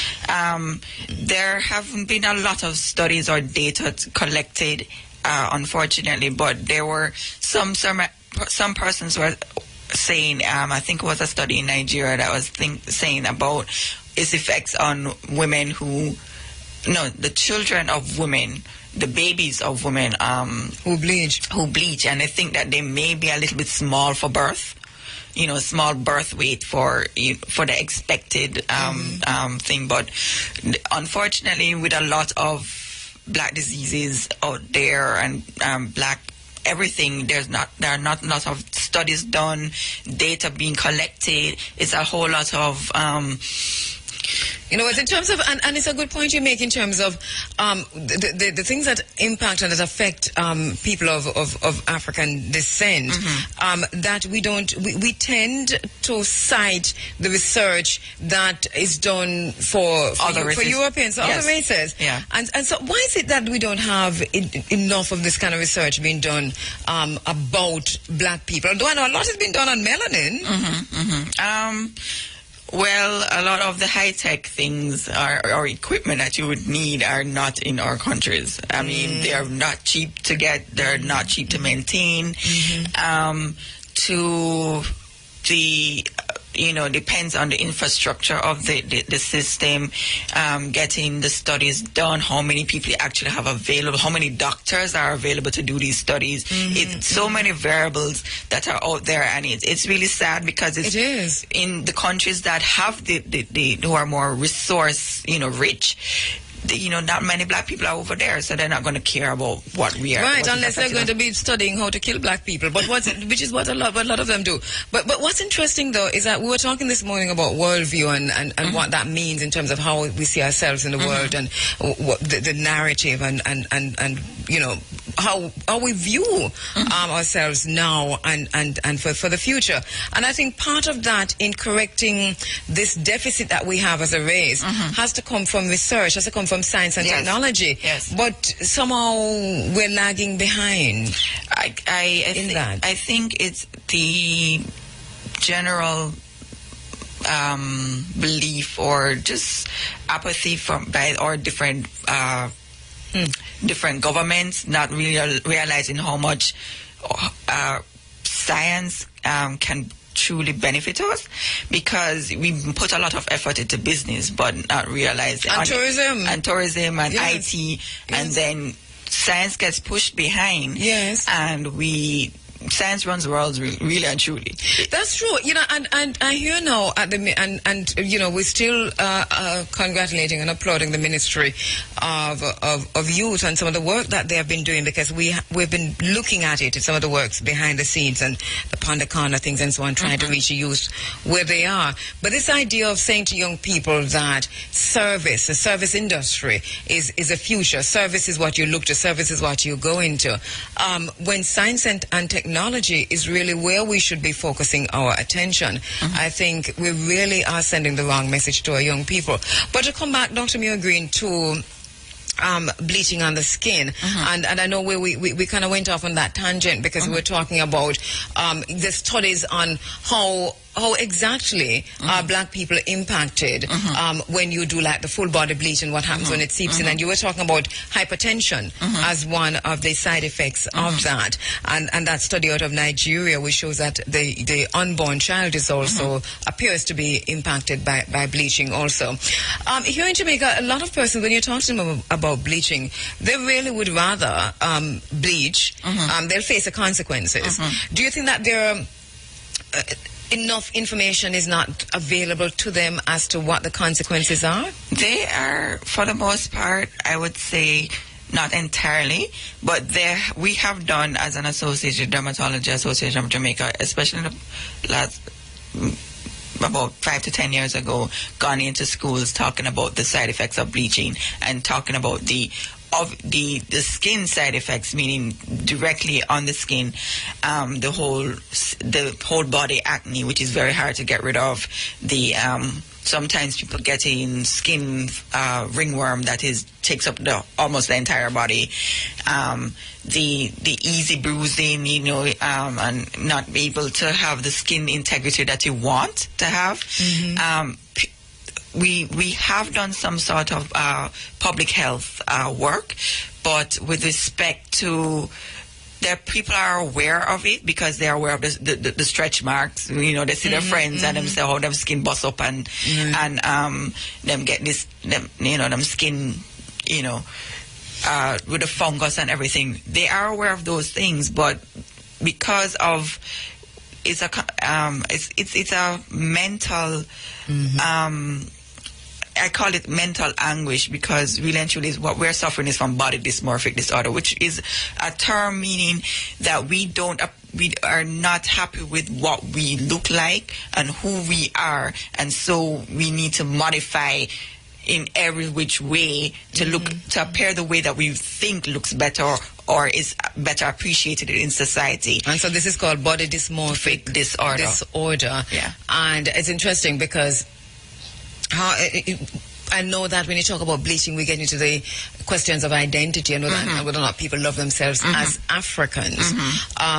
Is that, and for me, I'm always on the fence with that, because we have the other issues to deal with in terms of what once you bleach, you're seen. Once you bleach, you get the job. Once you bleach, you have access. Once you bleach, think life is easier. So is it that somebody really hate, or you do this to get ahead? But then there is this whole disorder now that you talk about.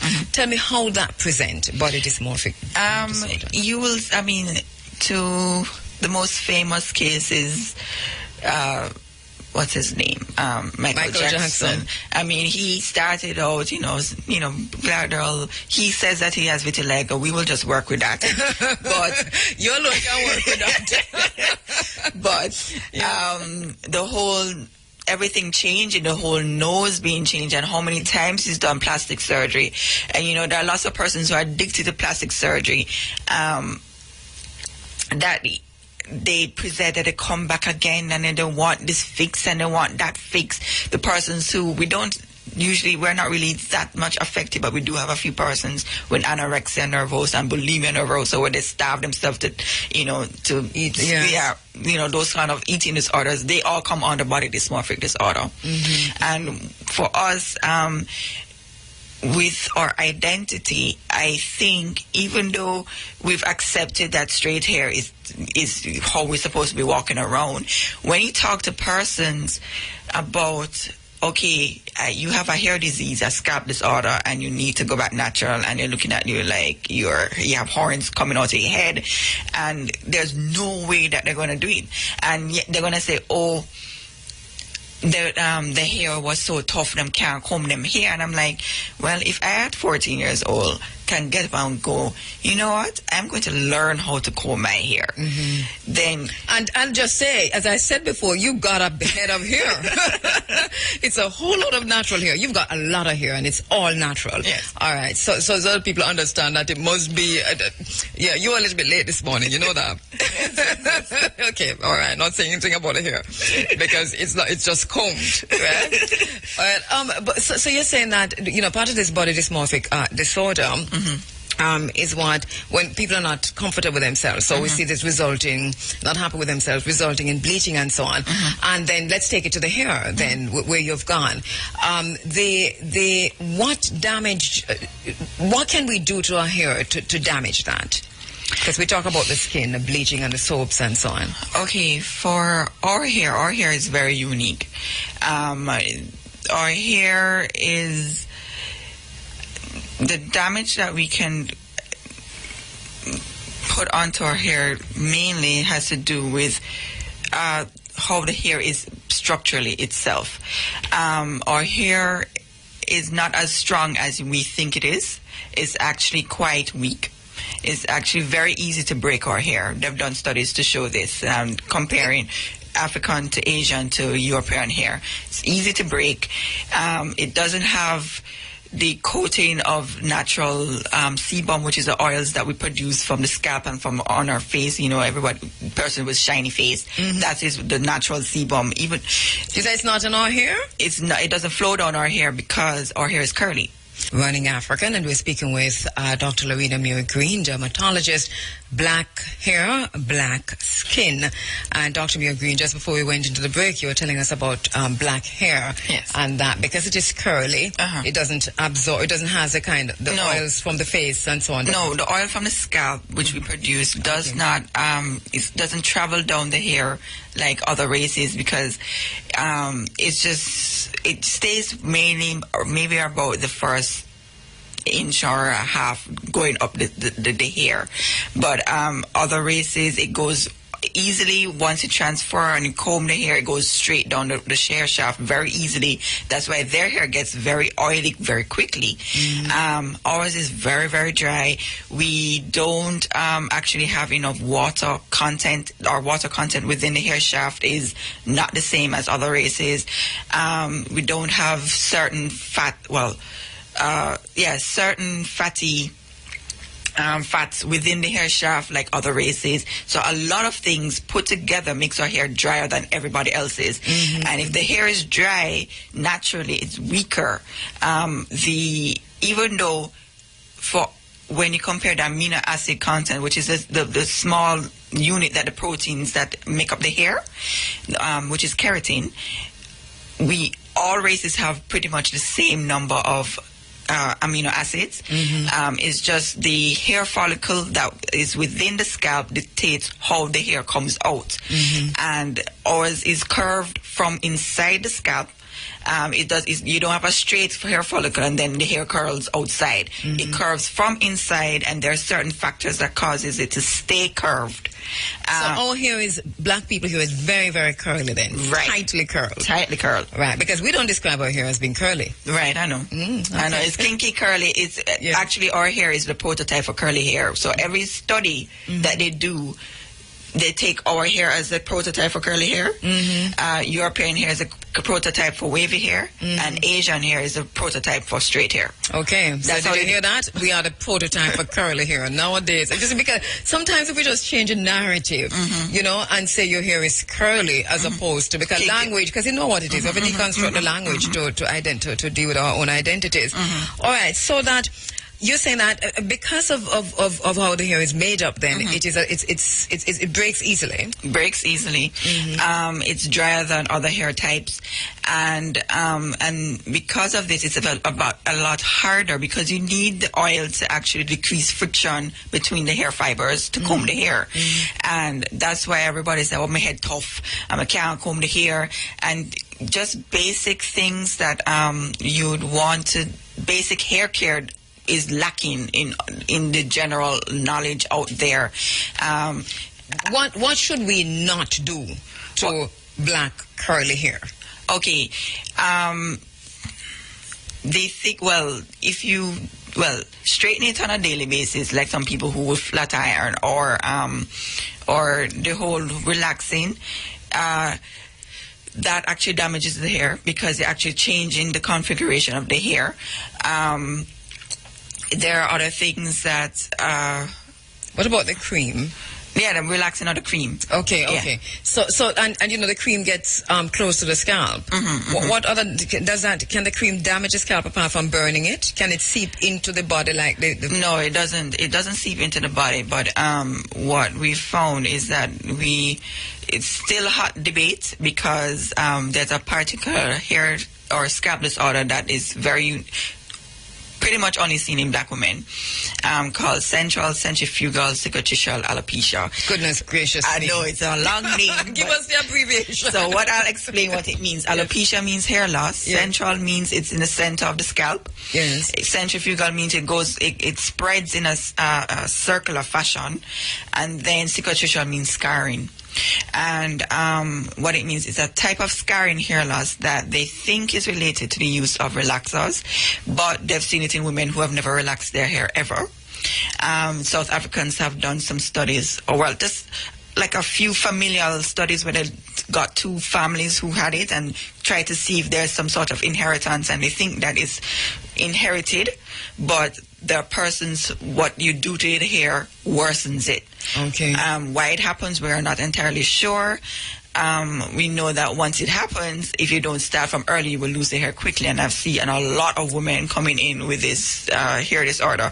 Now, the effect of it, there's no way you can actually prove that relaxers cause it, because you can't exactly go up to a person who's natural and say, putting this relaxer on, let me just do a thing that is unethical. Yes. So they're still trying to figure out if there's a way to do it, to figure out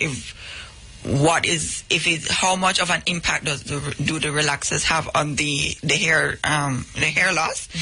Well, and whenever the pharmaceutical companies start produce relaxers, we'll have all the studies, ethical or unethical. It's simple.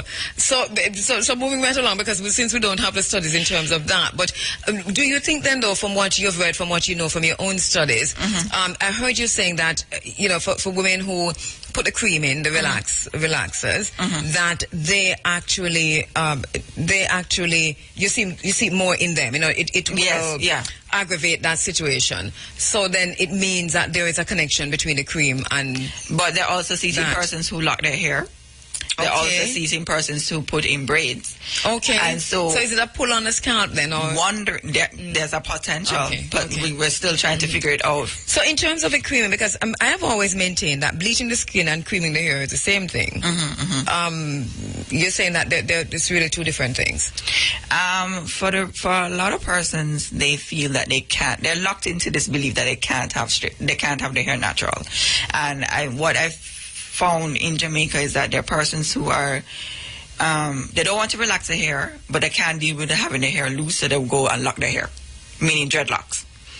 And so there are persons who are still afraid. Are you saying that is why people lock their hair, because they don't want to relax it? You'd be surprised. Get out of here.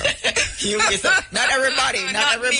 Not necessarily Hello, you. not me. But I've seen some persons where like they don't want to deal with a relaxed hair, but they definitely don't want to deal with the loose natural hair. Yes, and you have loose natural hair. I'm getting tweets from people as far as South Africa, right? Was saying to me, who were listening in South Africa, was saying to me, I must take a picture of your hair and tweet it. And tweet it. Please take a picture of your hair, selfie, and tweet it. People want to see what your hair looks like. Okay. Yeah. All right. So you're saying that people think this, but scientifically speaking, though, you're bleaching your skin, you're creaming your hair, and isn't this the same kind of damage? I mean, it is the same kind of damage. Not with respect to because really and truly, when you use using heat to straighten the hair is not as bad as using a relaxer, because the relaxer is basically caustic soda, right? And you know, that is what we use as a drain cleaner, right? And wow. So basically, if it's in the wrong hands, you can incur a lot of damage to the scalp and the hair. And we've had persons who've come in with severe relaxer burns, and you're like, boy, this was I don't know, they did a number on you. But yes, they have different types of relaxers out there, but people don't necessarily. Yeah, if you're in the wrong hands, things can go really, really badly. Yeah, and you. have you seen cases in which the hair is relaxed, creamed, and there's an entire you lose the entire hair, so everything is gone? No, I've seen where it's they've had severe breakage. Okay. Like the person kept it on for a very long time, and the hair shaft just went. All right, we're going to go to the Supreme Ventures Super Lotto draw in just a few minutes, and then Dr. Muir Green will come back and take your questions. But just before we do that, Dr. Muir Green, let us talk quickly about this common skin diseases in Jamaica. What are some of the common? The commonest things that we have, eczema. A lot of our kids have what we call atopic eczema, which is a type of skin effect where the person is born with this disorder, and basically it's in the group of atopic disease or diseases, meaning persons with asthma, persons with eczema, some people with migraine, and what everybody calls sinus, or what is really in medical literature called allergic rhinitis, where you have the runny nose and the dripping. Those are a group of diseases or group of disorders that are lumped together. And we have quite a lot of atopic eczema in Jamaica. The real mainstay of these persons is that they don't have regular skin. They're may need topical steroids to keep the skin down when it flares up, but the real mainstay is mild soaps or the soap substitutes such as the emulsifying ointment to bathe with, and lots of lotion. Right. And what about what you take? Oh no, let's talk about what you ingest in terms of how you eat and changing your diet and so on. We're just 2 minutes away from the Supreme Ventures Super Lotto draw, so we come back to that. But hair loss, you say, is also a big thing in Jamaica. Huge. Men and women?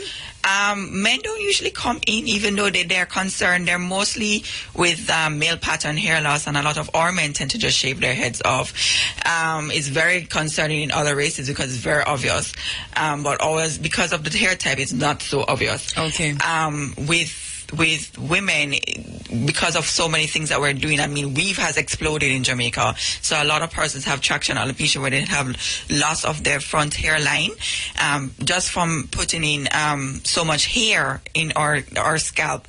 And our hair is not tethered down into our scalp like other races. It actually is easy to pull out. Okay. So we putting on 40 pounds of hair, just make it worse. Okay.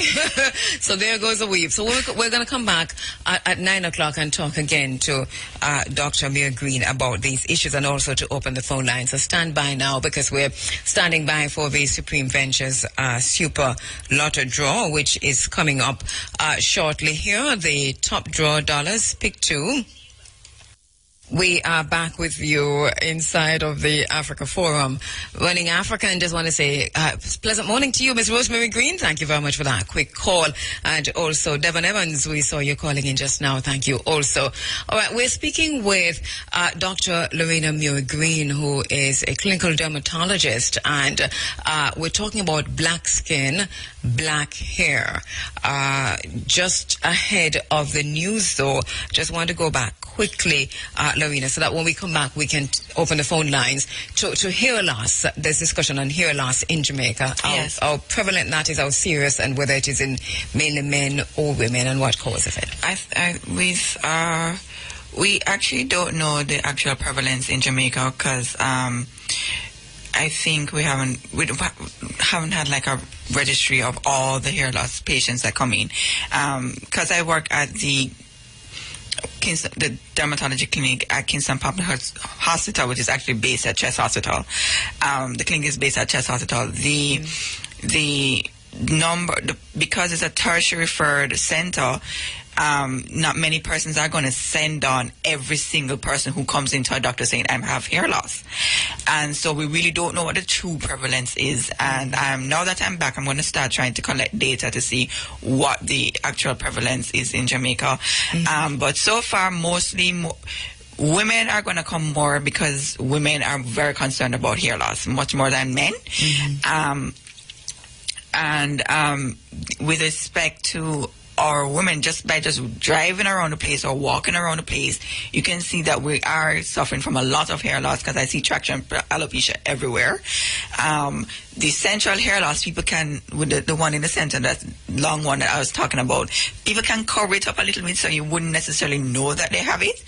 And a lot of people are wearing wigs, and so you don't know, you have no idea how much hair loss they've experienced already. But a lot of women, just from anecdotal observation, are experiencing hair loss. And then there's a loss of the hairline and so on. Do we know what, all right, apart from those who are wearing wigs and so on, and those who, people with natural hair who are doing that, and we see the receding hairline and the thinness of the hair, is that natural? What causes that? Okay, so in everybody, we inherit the propensity to have male and female pattern hair loss. And that, as we age, it doesn't matter who you get it from, either your mother or your father. As you age, there's a sort of particular hormone that is responsible for causing the hair follicle to, shrink, and because the hair follicle shrinks, the quality of the hair becomes finer and finer and eventually goes away. It's more obvious in men, but in women we kind of just have a generalized thinning, and we don't really see it until very late. But that is an inherited genetic disorder.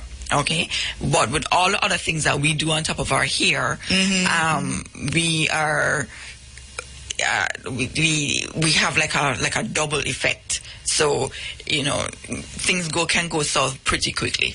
Can it go back? I mean, once you've had that hair loss, and I mean, you cut it, you have hair loss. Can it be regrown? We see a lot of ads for what you can put here and put there. Can it be? If you have just strictly female pattern hair loss or male pattern hair loss, with certain things that you can use, like available topical minoxidil, or what people know as Rogaine, can actually stimulate hair growth and keep the hair growing. Once you're using it, of course, if you stop using it, you lose the benefits. But with all the scarring alopecias, with the traction alopecia at the frontal hairline, the longer you have it, the less likely it will grow back. All right. What about diet and lifestyle, and how that affect both your skin and your hair? Okay. With that, I mean, a good diet, for the entire body, it's always good. It's essential to have, good water intake, your protein intake. Once you, for the most part, the hair is dead, and it's a non-essential part of your body. Okay, and so if the only way that the hair quality becomes seriously compromised is if you are really starving yourself or something like that. However, there are certain internal conditions that can impact on your skin or your hair. There are persons who have what is known as polycystic ovarian syndrome, where they have these problems, irregularities with their periods, and they have problems having children and all these things, and they have a lot of acne. They tend to have brittle hair and hair loss. There are other persons with thyroid disease, things that they can't necessarily control. The hair becomes brittle, or they thin out. With respect to lifestyle, exercise is always good. Exercise is excellent for keeping you looking young. It is amazing. Hair, you name everything. It is necessary. I mean, we have 70-year-old, 80-year-olds who if you saw them, you never know that they were anywhere near that age, and simply because they exercise on a regular basis. All right. Well, when we come back from news and sports, thank you, Dr. Loraine Green. We're going to ask you to hang on for us until 9 o'clock. We're keeping her with us a little. And then for about half an hour, we will take your telephone calls and questions for Dr. Green. So write them down, make them concise, make them short, so we can get in as many as possible. And the numbers then to call will be 974-5079, 5051, 5043, and 1-888-991-4152. I see persons have begun to send me their questions on Twitter and Facebook. I'm on Twitter. You can follow me at Kabu Maat Keru. That's Kabu, Kabu Maat, Maat, Keru, Kheru, Karbuma at Keru. On Facebook, it is Karbuma at Keru Williams. You can find me there. All right. And then anywhere else, you can jump from Facebook and Twitter to find me anywhere else on the social media. Just before we go, Dr. Green, you write a blog where people can ask you a question. And how do they find you on the blog? The actual website is askthehair.com. I'm also on Facebook, Twitter, and Google+. And you just type in askthehair.com, you can find me. All right, brilliant. So you can ask questions here and then continue the questions with Dr. Loraine Green on askthehair.com. So news and sports coming up right after this. In about 3 minutes' time, we will be taking those questions. Well, we'll be taking the news and sports, and right after that, those... This is news from IRI FM, Jamaica's non-aligned news voice.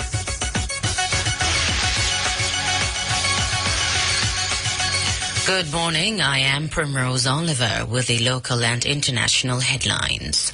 The Jamaica Labour Party, JLP's annual conference is scheduled to get underway at the National Arena this morning.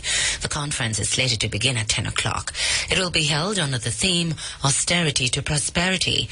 Party Chairman Robert Montague, General Secretary Harris Chang, and the opposition spokesman on finance, Audley Shaw, are among several speakers slated to address the gathering. The party's leader, Andrew Holness, is scheduled to speak at 1 o'clock this afternoon. The Transnational Crime and Narcotics Division, TC&D, has seized over 517 pounds of ganja, while 7 men were taken into custody. The police say this follows a series of operations carried out across the island on Friday. Police say following one of the operations, 58-year-old James Beckford, a ramp attendant of Paradise District in Norwood St. James, was arrested and charged with possession of, dealing in, and attempting to export ganja. He is scheduled to appear in court on Friday, November 21. A 24-year-old man was shot and killed by an unknown assailant in Comfort District, Manchester last Thursday. That is Andre Johnson, otherwise called Pekka, a labourer of Comfort District in the parish. Reports from the Mandeville police say that about 7:40 p.m. Johnson was at a car wash when a gunman approached him and opened fire, hitting him. The gunman reportedly fled. The police were alerted, and upon their arrival, Johnson was seen lying on the ground. He was taken to hospital where he was pronounced dead. Sugarcane valued at approximately $1 million went up in flames in Golden Grove, St. Thomas on Friday. Firefighters who responded reportedly extinguished the blaze. The cause of the fire is yet to be determined. And in news overseas, Australian Prime Minister Tony Abbott has closed the G20 summit by detailing economic pledges agreed by world leaders. The leaders agreed to boost their economies by at least 2% by 2018, adding $2 trillion to global economies.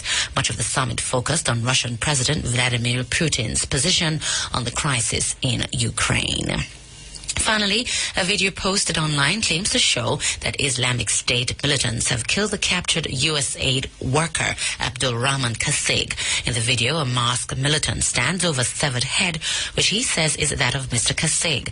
The U.S. says it is working to determine the authenticity of the video, which also shows a mass beheading of Syrian troops. Those were the local and international headlines. News is next at 11:45. From the RFM newsroom, I'm Primrose Oliver. That was news from IRI FM, Jamaica's non-aligned news voice.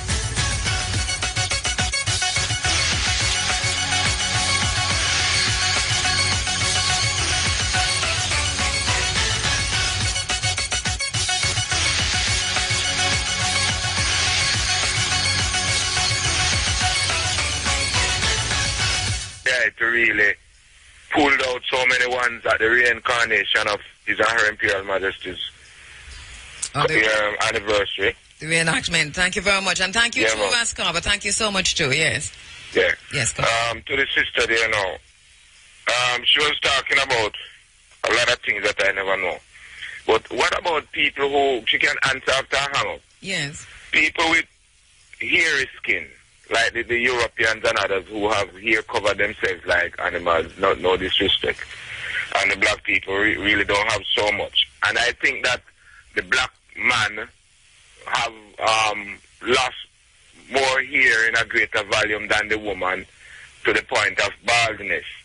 All right. And so what's the question? When you talk about the people with hair skin, what's the question? What would have caused that, and what would have caused the man to really lose hair in that volume, voluntarily and otherwise, to the point of baldness? All right, hang up then and listen.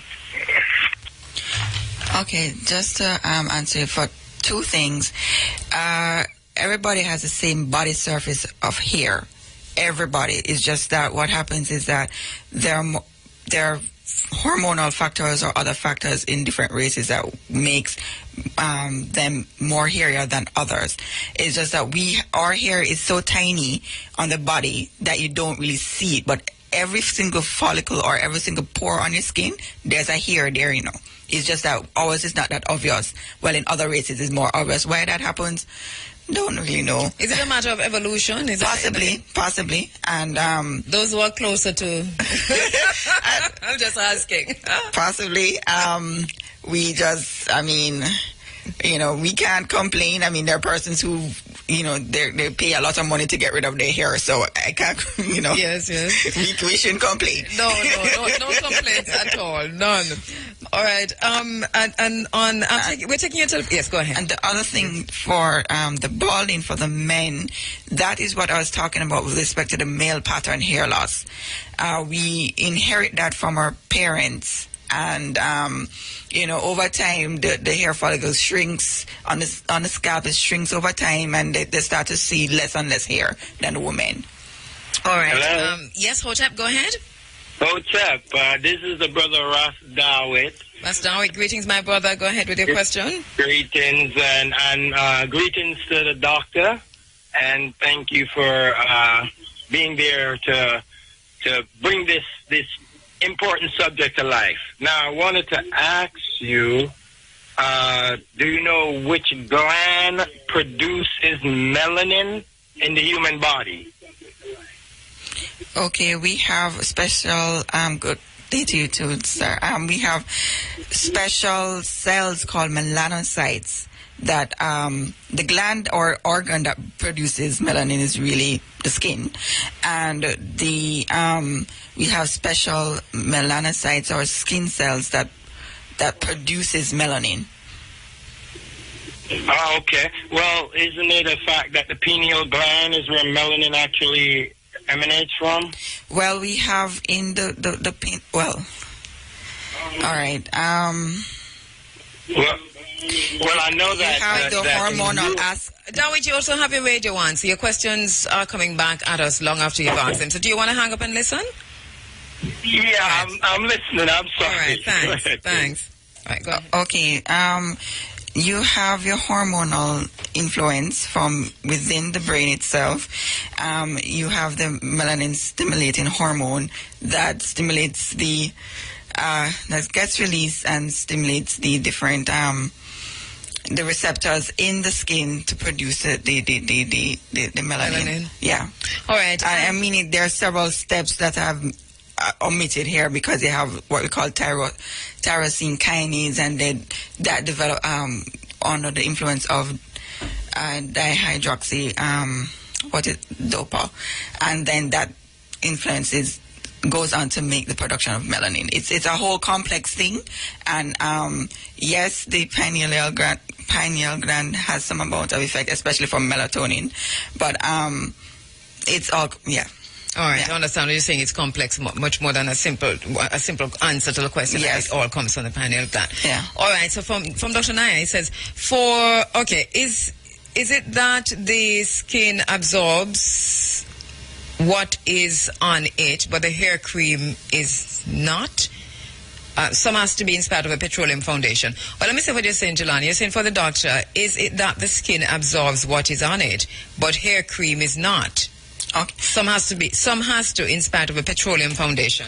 Okay, let me explain exactly what I meant by that. You see, with persons who are bleaching, the skin absorbs what is left on it for a very long time. Those persons who bleach, what they do is that they put on, and the amount that is absorbed is dependent on how much you put on your body surface. So if you only put a little bit on your hands, not much is going to be absorbed. But if you put the entire body encased in the bleaching cream, as well as, and what they tend to do is to wrap things around their skin so that they get greater penetration, and they leave it on for a prolonged period of time, and that is why you get so much penetration into the body. When you use the hair relaxer or the hair cream, it's only left on the scalp for like 20 minutes. It depends on the hair. Right. So, 10 to 20 minutes. So it's actually not much is going to happen. It has several factors are in play here. You have to have the thing on for a large surface area. 2, what you put on top of it, and 3, how long you leave it on for. But it does damage the hair itself. Because it damages the hair. The relaxer damages the hair itself because it rearranges the structure of the hair fiber itself. And likely damages the scalp. Yeah, possibly, yeah. All right, let's go back to the phone lines. Hotep? Hotep, are you there? No? All right. Phone lines are still open on Twitter, also, Ari Daughter. All right, quite a few questions. Sometimes, okay. All right, you want to get to the question. Question for someone who's never had acne-prone skin. What can cause fine pimple-like bumps on the face and neck? Fine pimples, it could be some sort of eczema. A lot of persons, they use, they could be the face wash that they're using, they may be allergic to it. Or some persons, if they wear makeup, they are allergic to things in the makeup itself and they don't realize.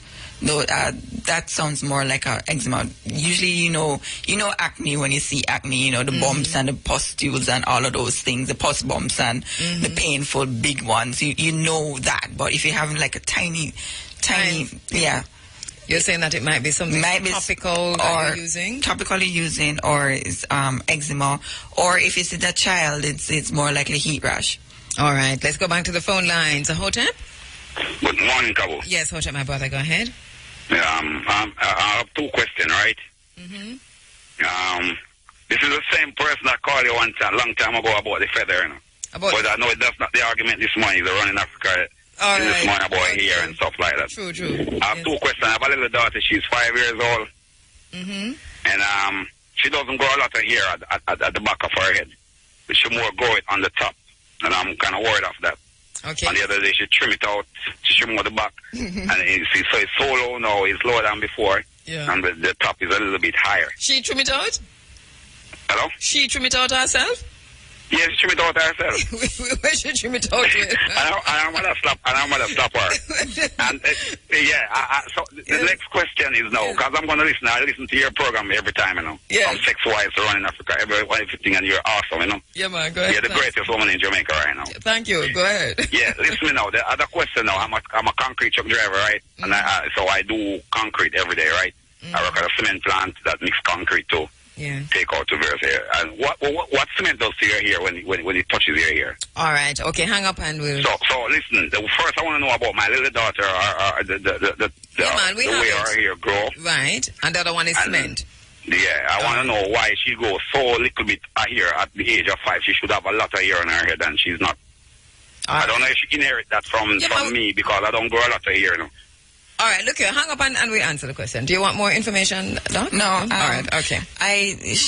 For her, you definitely have to carry her into the doctor to see what could potentially be causing that. Because there could be several things. For some persons, they have fine hair. And therefore the simplest of hairstyles, like for instance, cane row and those things, can actually, for especially little kids, would love to comb their hair very tightly. They can pull out the hair down at the back more easily than the front. Now, she could also have an actual scalp disease happening there. Don't know. I think, I'm assuming that she's all healthy, and so it's more sounding like a local problem than necessarily something happening inside her body. She's certainly very active. She's cutting her hair. Exactly. So cement and hair. For the cement and hair, I am not aware of the effects of, except for just hardening it. What else could possibly do? The main concern that you would have with cement with a person is actually developing allergy to cement. We have a lot of patients who actually come in, actually handling a lot of masons. When they handle the cement, they develop an allergy to it, just by touching it. And it takes years for the allergy to develop. And that's the main thing that we'd be concerned about. And they get an eczema on their hands from just handling the cement. Okay, let's go to the phone lines. Hotep? Hi, morning. Hello? Hi, Hotep, go ahead. Yes, morning. Doc and Andrea, I'm on air? Yes, you're right. I know I have seborrheic eczema. I've been diagnosed with it. I've done the gamma treatment. What I want to know, is there any natural approach the doctor can suggest? I'm trying to work with oils, olive oil, coconut oil, castor oil, but I don't think I'm getting as much moisture. That's the problem. I want to avoid the steroids, so I wanted to suggest a natural approach. Also, I am having a problem of hair loss. I have locks, and so I can actually see areas where there is thinning and loss. What suggestion? And where does she practice? Okay. All right. Quite a bit there. Do you want to hang up? All right, go ahead. Yeah, I can hang up. I can hang up and listen. In case I probably have other questions for her, depending on her suggestion, I'll hold on. Okay. All right. For the first one, for the seborrheic eczema, and a lot of persons come in saying that they don't want to use any steroids, and that's understandable. Especially for a long-term basis. If you come in flaring up, they will use it, but then they don't want to use that continuously. What I usually suggest to persons is because it's the seborrheic eczema is never going to go away. All right, eczema is you are born with the condition, and there's a fungus that lives naturally on everybody's skin, and it does its own thing, and it flares up when it's ready. What I usually tell persons to use actually more antifungal oils like neem oil. Or tea tree oil. You can drop a few drops in some coconut oil or something and put it on the scalp. Those kind of things are more useful for you. Or you can use the neem leaves and make a rinse from it and rinse the scalp with that. Yes. What about cleansers? Cleansers, you just... Right now I'm using an Aveeno soap. I've used emulsifying ointment, but sometimes I don't think I get the cleanse that I want. So you'll have me tip into the next end of the scale where I have acne. Okay. So how do I get the balance? Because my skin is combination skin. Okay. There are some good sulfur soaps on the market that you could use. I've tried aerosol, it's a bit harsh. There's some other brands. You can try different ones to see which one suits you. I've seen some locally made products that have like pine tar soap and some other ones on the market, but they're not that well penetrated in the different pharmacies, unfortunately. But pine tar? Yeah. Okay, I'll look for that. Yes, and so you suggest a sulfur cleanser? Yes. That's a basic. The mildest, can you suggest the mildest one you know of? I know skin vary, but in terms of, as I say, I've tried aerosol, it's a bit harsh, and I've tried another brand, I don't remember the name. Honestly, I haven't really tried all of them, so I really couldn't tell you. I found the aerosol for myself, so you'll just have to try for yourself and see what works. And in terms of the moisture, do you think oils? Like I want to oil at night with the natural oils. Are the oils moisturizing enough, or I need to be using some lotion? You're better off using lotion because oil, to actually give moisture, you need to have water with an oil. Yeah. So you're actually better off with a lotion. All right? Okay. Good, thanks. All right, thanks for calling. And we're trying Twitter, text, and everybody, so let's go back to Twitter. And here's a question. Could you ask Dr. Loraine Green if there is any documented death arising locally or internationally from skin bleaching? Not that I'm aware of. Not that I'm aware of. All right. Please ask the doctor to spell out her email. Ask the hair doc at well, you can email me at docthehairdoc.com. That ASKTHEDOC. I mean, sorry. Ask the HAIRDOC.com. Mm-hmm. Yes. So it's DOC. It's askthehairdoc.com. And it's one word, ask the hair doc. All right. And doc is DOC. All right. Let's go to the phone lines. Hotep?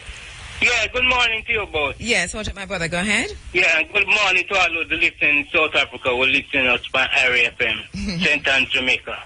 Yeah, I want to ask a question. Do you hear me, ma'am? Yes, go ahead. Yeah.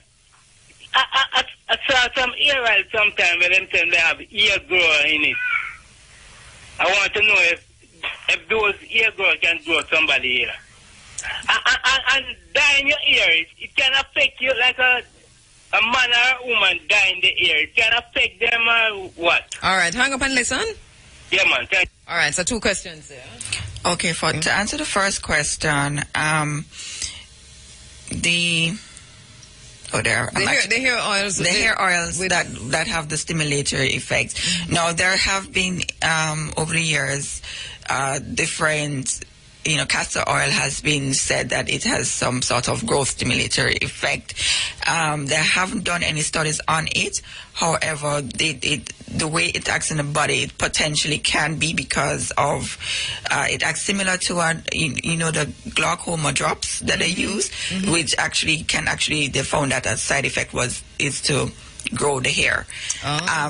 People had lengthened lashes. That's why they come up with these things. It's thing called lattice and all of these things. And castor oil kind of has a similar effect. So maybe it does grow. Castor oil? Yeah. On the scalp. It maybe has some effect, but they haven't done any studies for that. The other thing is that you have they have rosemary, nettle, and all of these essential oils that are used in a lot of these topical hair growth products, as well as capsaicin, which is from pepper.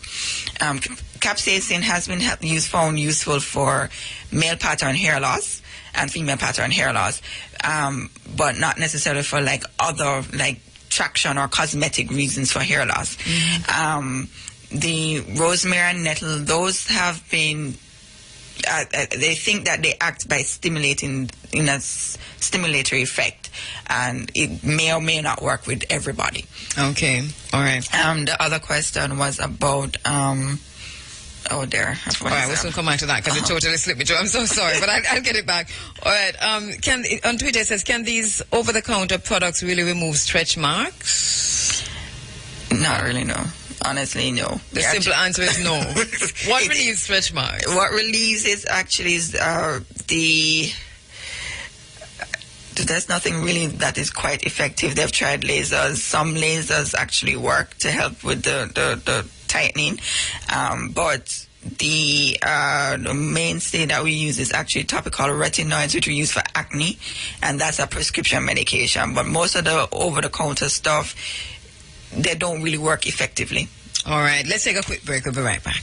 Sesamol Menstrual gets rid of bloating, back pain, and menstrual cramps, so you can get back to the happier you. The time by Sesamol Menstrual is now 9:27. On Facebook, and it's a little bit more difficult to get to the questions on Facebook for whatever reason, but Kwame Pianke out of the United States is asking, if the doctor says that relaxers don't penetrate the skin to get into the body, how does she explain the higher incidence of fibroids among African ascended women who relax their hair? Actually, I don't think there's an actual higher incidence. They actually look to see there's only one study they actually looked to see, and they didn't find that there's a higher incidence. Honestly, there's none, because if you walk the street of Jamaica and you ask almost pretty much everybody, they have, whether or not relaxed or natural, they have it. They have fibroids. And interestingly, the fibroids are actually seen more in women of African descent on this side of the world than in Africa itself. All right, and he did send me a link to look at that study, but you're saying that there, as far as you know, the studies are incomplete regarding this. Right, not necessarily showing that. All right, let's go back to the phone lines. Hotep? Otep? Yes, sorry, go ahead. Yes, Andrea. Yes, go ahead with a question for Dr. Green. Dr. Green? Yes, good morning. Good morning. What's the problems of psoriasis? Mm-hmm.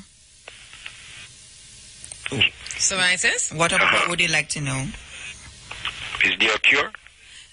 There's no cure, unfortunately. A lot of skin diseases in general, there are no cures. You just have to control it, and there are lots of topical things that have been used over the, to help to stave it off. But if it starts to act up really badly, there you probably have to take oral medication to actually keep it under control. But there's no cure. And people have tried anti-inflammatory diets. I mean, we don't have it as prevalent as other races where they seem to have a lot more in certain countries. What is it? Psoriasis is actually a skin disorder where you have incomplete release of the, normally your skin is supposed to shed after a certain number of days. Mm-hmm. But in psoriasis, you have an incomplete shedding, and what you end up with is plaques on the skin, and it's very scaly, it's very itchy. The skin ends up being red, but in our population looks more purple.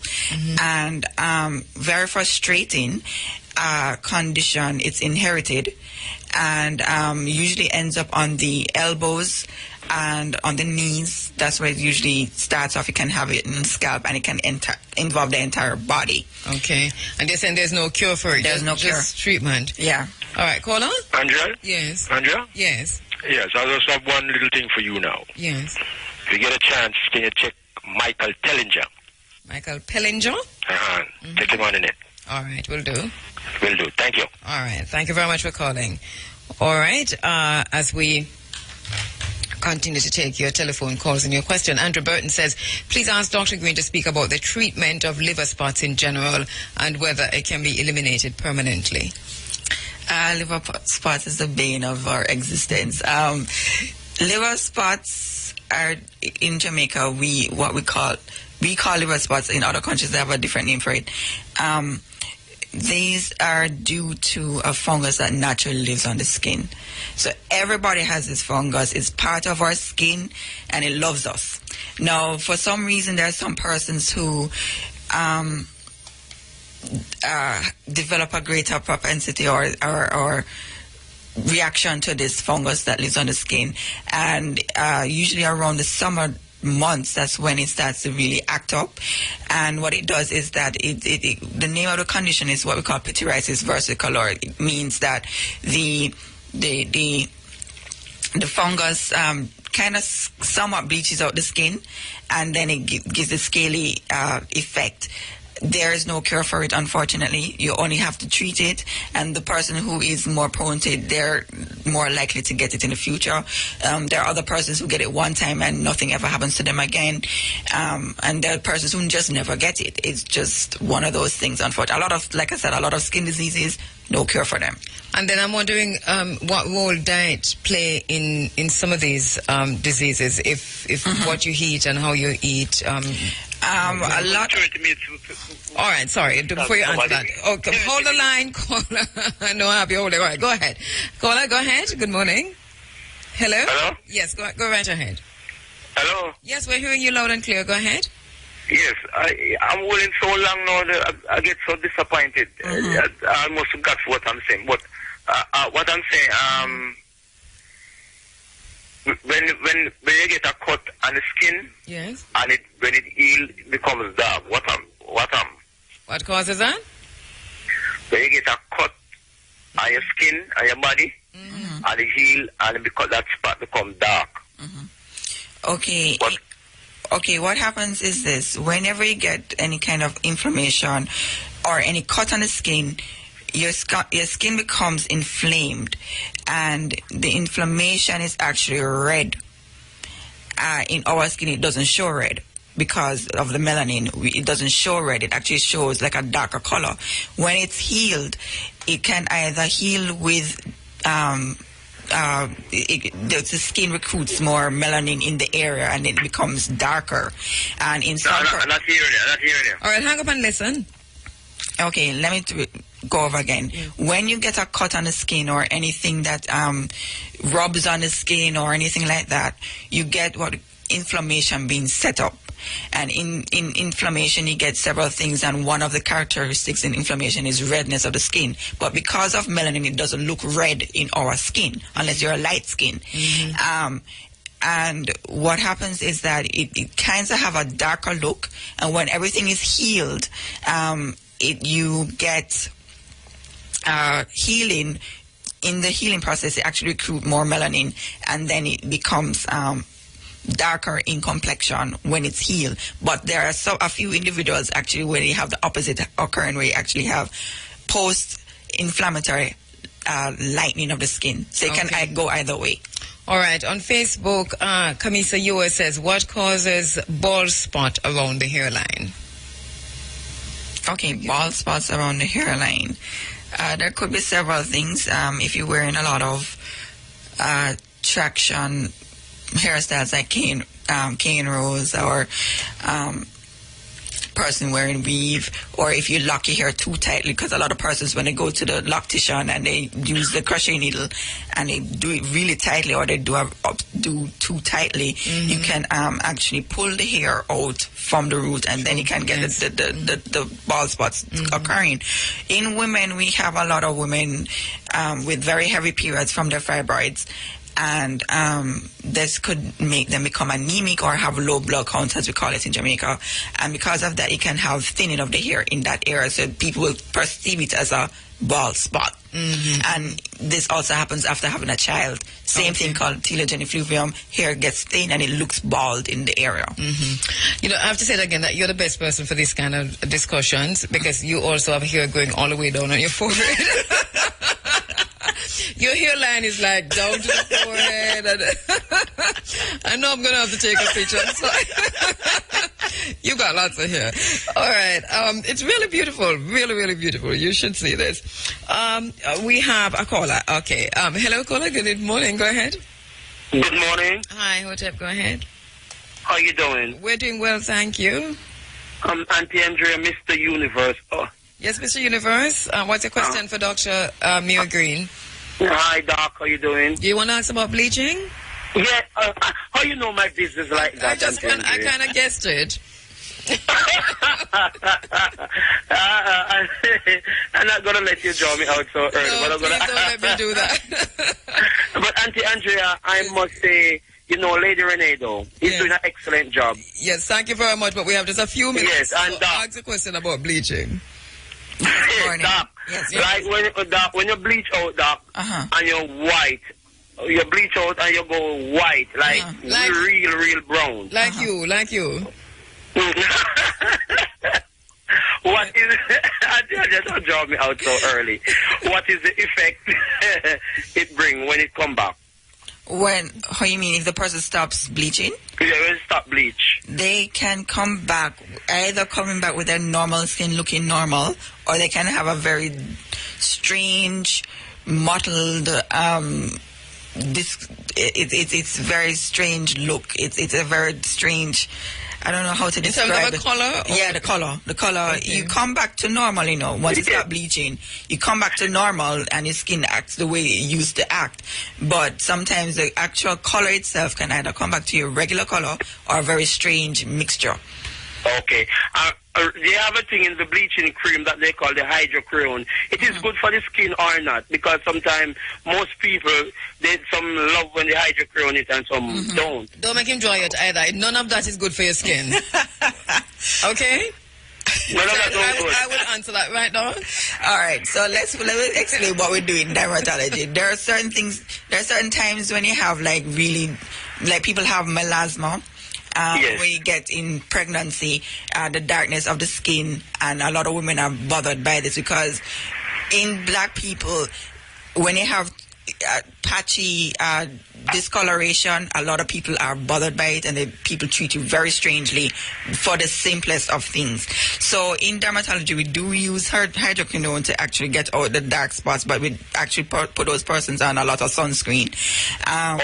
But however, the illicit bleaching that is done in our country, persons who use hydroquinone illicitly, because we don't use a high percentage or whatever. I don't know where people are getting their things from, but when they use these things, you can actually get a very strange darkening, and we call it ochronosis.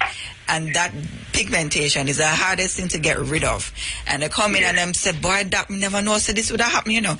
And you're like, well, it does. You know that, Ted, we're not taking any more questions. All right, go ahead. Final question. But like when the bumps come on the face and they use like the bleaching cream, do you think like the cleansing bar products is a good product for them to use? Because you have some cleansing bar that work deep within, underneath the skin, brings up all kind of stuff that's supposed to bring up. Because sometimes you have some bumps, a real bump with some pus inside it. Sometimes I recommend like the cleansing bar. I don't give them like the gel, like the actual gel, because you know the gel is more stronger. Right, I know that he's talking about what he recommends. He's not a medical doctor, not a pharmacist. If it's just an agent of bleaching. Ted, look here. Auntie Andrea, you know, Mr. Universe is a doctor in his own right. I'm going to listen to the answer to that question, all right? No problem, all right, Auntie thanks. And I hope after this program you stop bleaching. No, Auntie Andrea, I can't stop because I sell bleaching. There you go. I have to endorse the product. Where you get your products from? Yes? Where I get it from, Auntie Andrea? Yes. You know, we have to talk off the ear. All right, then. All right. We'll talk off the ear. Thanks for calling as usual. No problem. All right. So you heard the question he asked about the soap and the... No, the soaps are not going to help those persons. The acne induced by steroids are actually very hard to get rid of. You actually need antibiotics and all sort of things to be taken. And those persons, that acne is very, very hard to get rid of. It's not like regular acne. All right, we're going to take a final question on Twitter and ask Simone if we have any caller holding. I'll take the final two. What is urticaria? Not sure of the spelling. Urticaria is what we call, it's an allergy basically, and what people call when your skin rail up, and it's actually hives, that's the general name, or what we call wheals or wales, and that is developed either from an allergy to something, and you have different types of urticaria, but the most common one is actually a food allergy. And there are certain things that can trigger it off. Wales, wales. All right. Okay, Hotep, good morning. Good morning. Yes, go ahead with a question for Dr. Mia Green. Hi, there's a doctor in the United States, I think he's from Africa, it's called Dr. CD. He said that there's nothing called melanin or even protein because they are European word. Now, whether or not he's right or wrong, the question I would ask the doctor then, based on what he said, would be what is the chemical composition in terms of elements that you could find on the periodic table of both melanin and protein. Okay, so there are two types of melanin that is aware of. You have the red-yellow kind called eumelanin. Eumelanin is brown, and then you have pheomelanin, which is red-brown. And the melanin is actually made of a protein. Okay, and I don't know the exact amino acid composition of melanin, but I'm a bit confused as to why he said there's no such thing as melanin. All right, and I know that doctor very well. So I think each person have their specialities and so on, and the pronouncements that they make. And this, I think, is an unfair question to throw at you here. So we'll invite you back and deal with some of those issues, which are more abstract issues. Okay. All right. Hello, caller. Good morning. This is our final call. Hello. Hello, good morning. Good morning, yes. Good morning to you.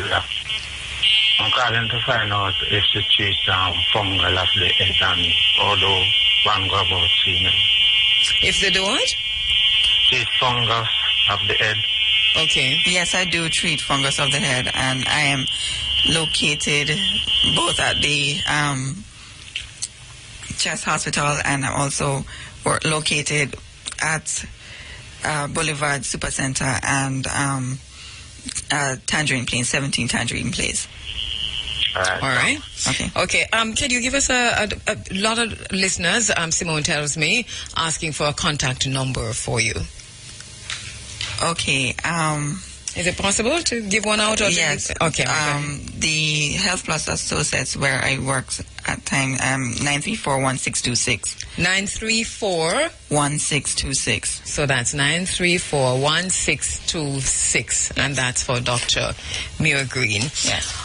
All right, so Doc, we're going to wrap things up. And I'm very, very happy that you made it to Otarius at such a short notice, and could assist us in this conversation on black skin, black hair.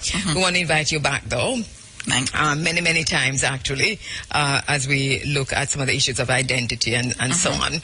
And any final words, though, that you'd like to leave out there with our listeners within the context of the questions that were asked this morning? Okay. What I'd like to say is that persons, love your skin, love your hair. Don't fight against it. Or don't fight against them. I mean, the whole thing, yes, I did point out a lot of things that were different between us and other races, but love the uniqueness of it and work with it. Especially here, I really am very passionate about that. Right, and so am I, and we're very happy that Dr. Loraine Muir Green could come in this morning and to help us to understand a little bit much more about ourselves and our hair. Dr. Loraine Muir Green is a practicing dermatologist in Jamaica. She graduated from UWI, first obtaining a double major in chemistry and biochemistry. She then went on to pursue a career in medicine, so you are a medical doctor. Yes.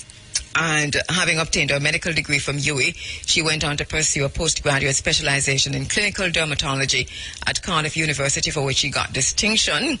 She was a recipient of a 2013 fellowship in hair and scalp disorders at the University of British Columbia. She's a member of the North American Hair Research Society, International Society of Hair Restoration Surgery, Dermatology Association of Jamaica, as well as an associate member of the Caribbean Dermatology Association. And she currently works at the Dermatology Clinic at the National Chest Hospital, where she recently established a hair clinic. And we've been talking about her blog. It is Ask the Hair Doc, AskTheHairDoc.com. And you can get answers to more of your questions there. She is also the daughter of Dr. Lloyd Eubank Green and Dr. Pauline Williams Green. All right, so that is a really serious pedigree. She had to be Pan-African and she had to be a doctor. There are no two ways about it. It is what it is. Thank you so much, Loretta. Thank you for having me. Coming in. Thank you so much. All right, quick break. Western Union, moving money for better. The time by Western Union is now 9:48, and it's time now for the bottom line. Bottom line this morning, we argue that if China is a development partner with Jamaica, security and protection must be a two-way conversation. The bottom line is that when former Commissioner of Police Owen Ellington on December 13 last year took part in a so-called walkabout in downtown Kingston as part of efforts to assure the Chinese community in downtown Kingston of Jamaica's commitment to protect the Chinese and their businesses in Jamaica, he was in fact operationalizing China's Angola model in Jamaica. At least part of the security element of China's Angola model in Jamaica, which has been enforced in Botswana, Angola, Ghana, Tanzania, Zimbabwe, South Africa, the Niger Delta, the Bight of Benin, Liberia, Zambia, Sudan, Congo, Cameroon, Ethiopia, Mozambique, and every other African country in which China now operates. So we're not unique in this walkabout situation. The bottom line is that the former commissioner, like his counterparts in many of these African countries, was most likely fulfilling part of government's commitment signed and sealed in the very secretive deals that are made between our governments and our new partner, competitor, new colonizer, China.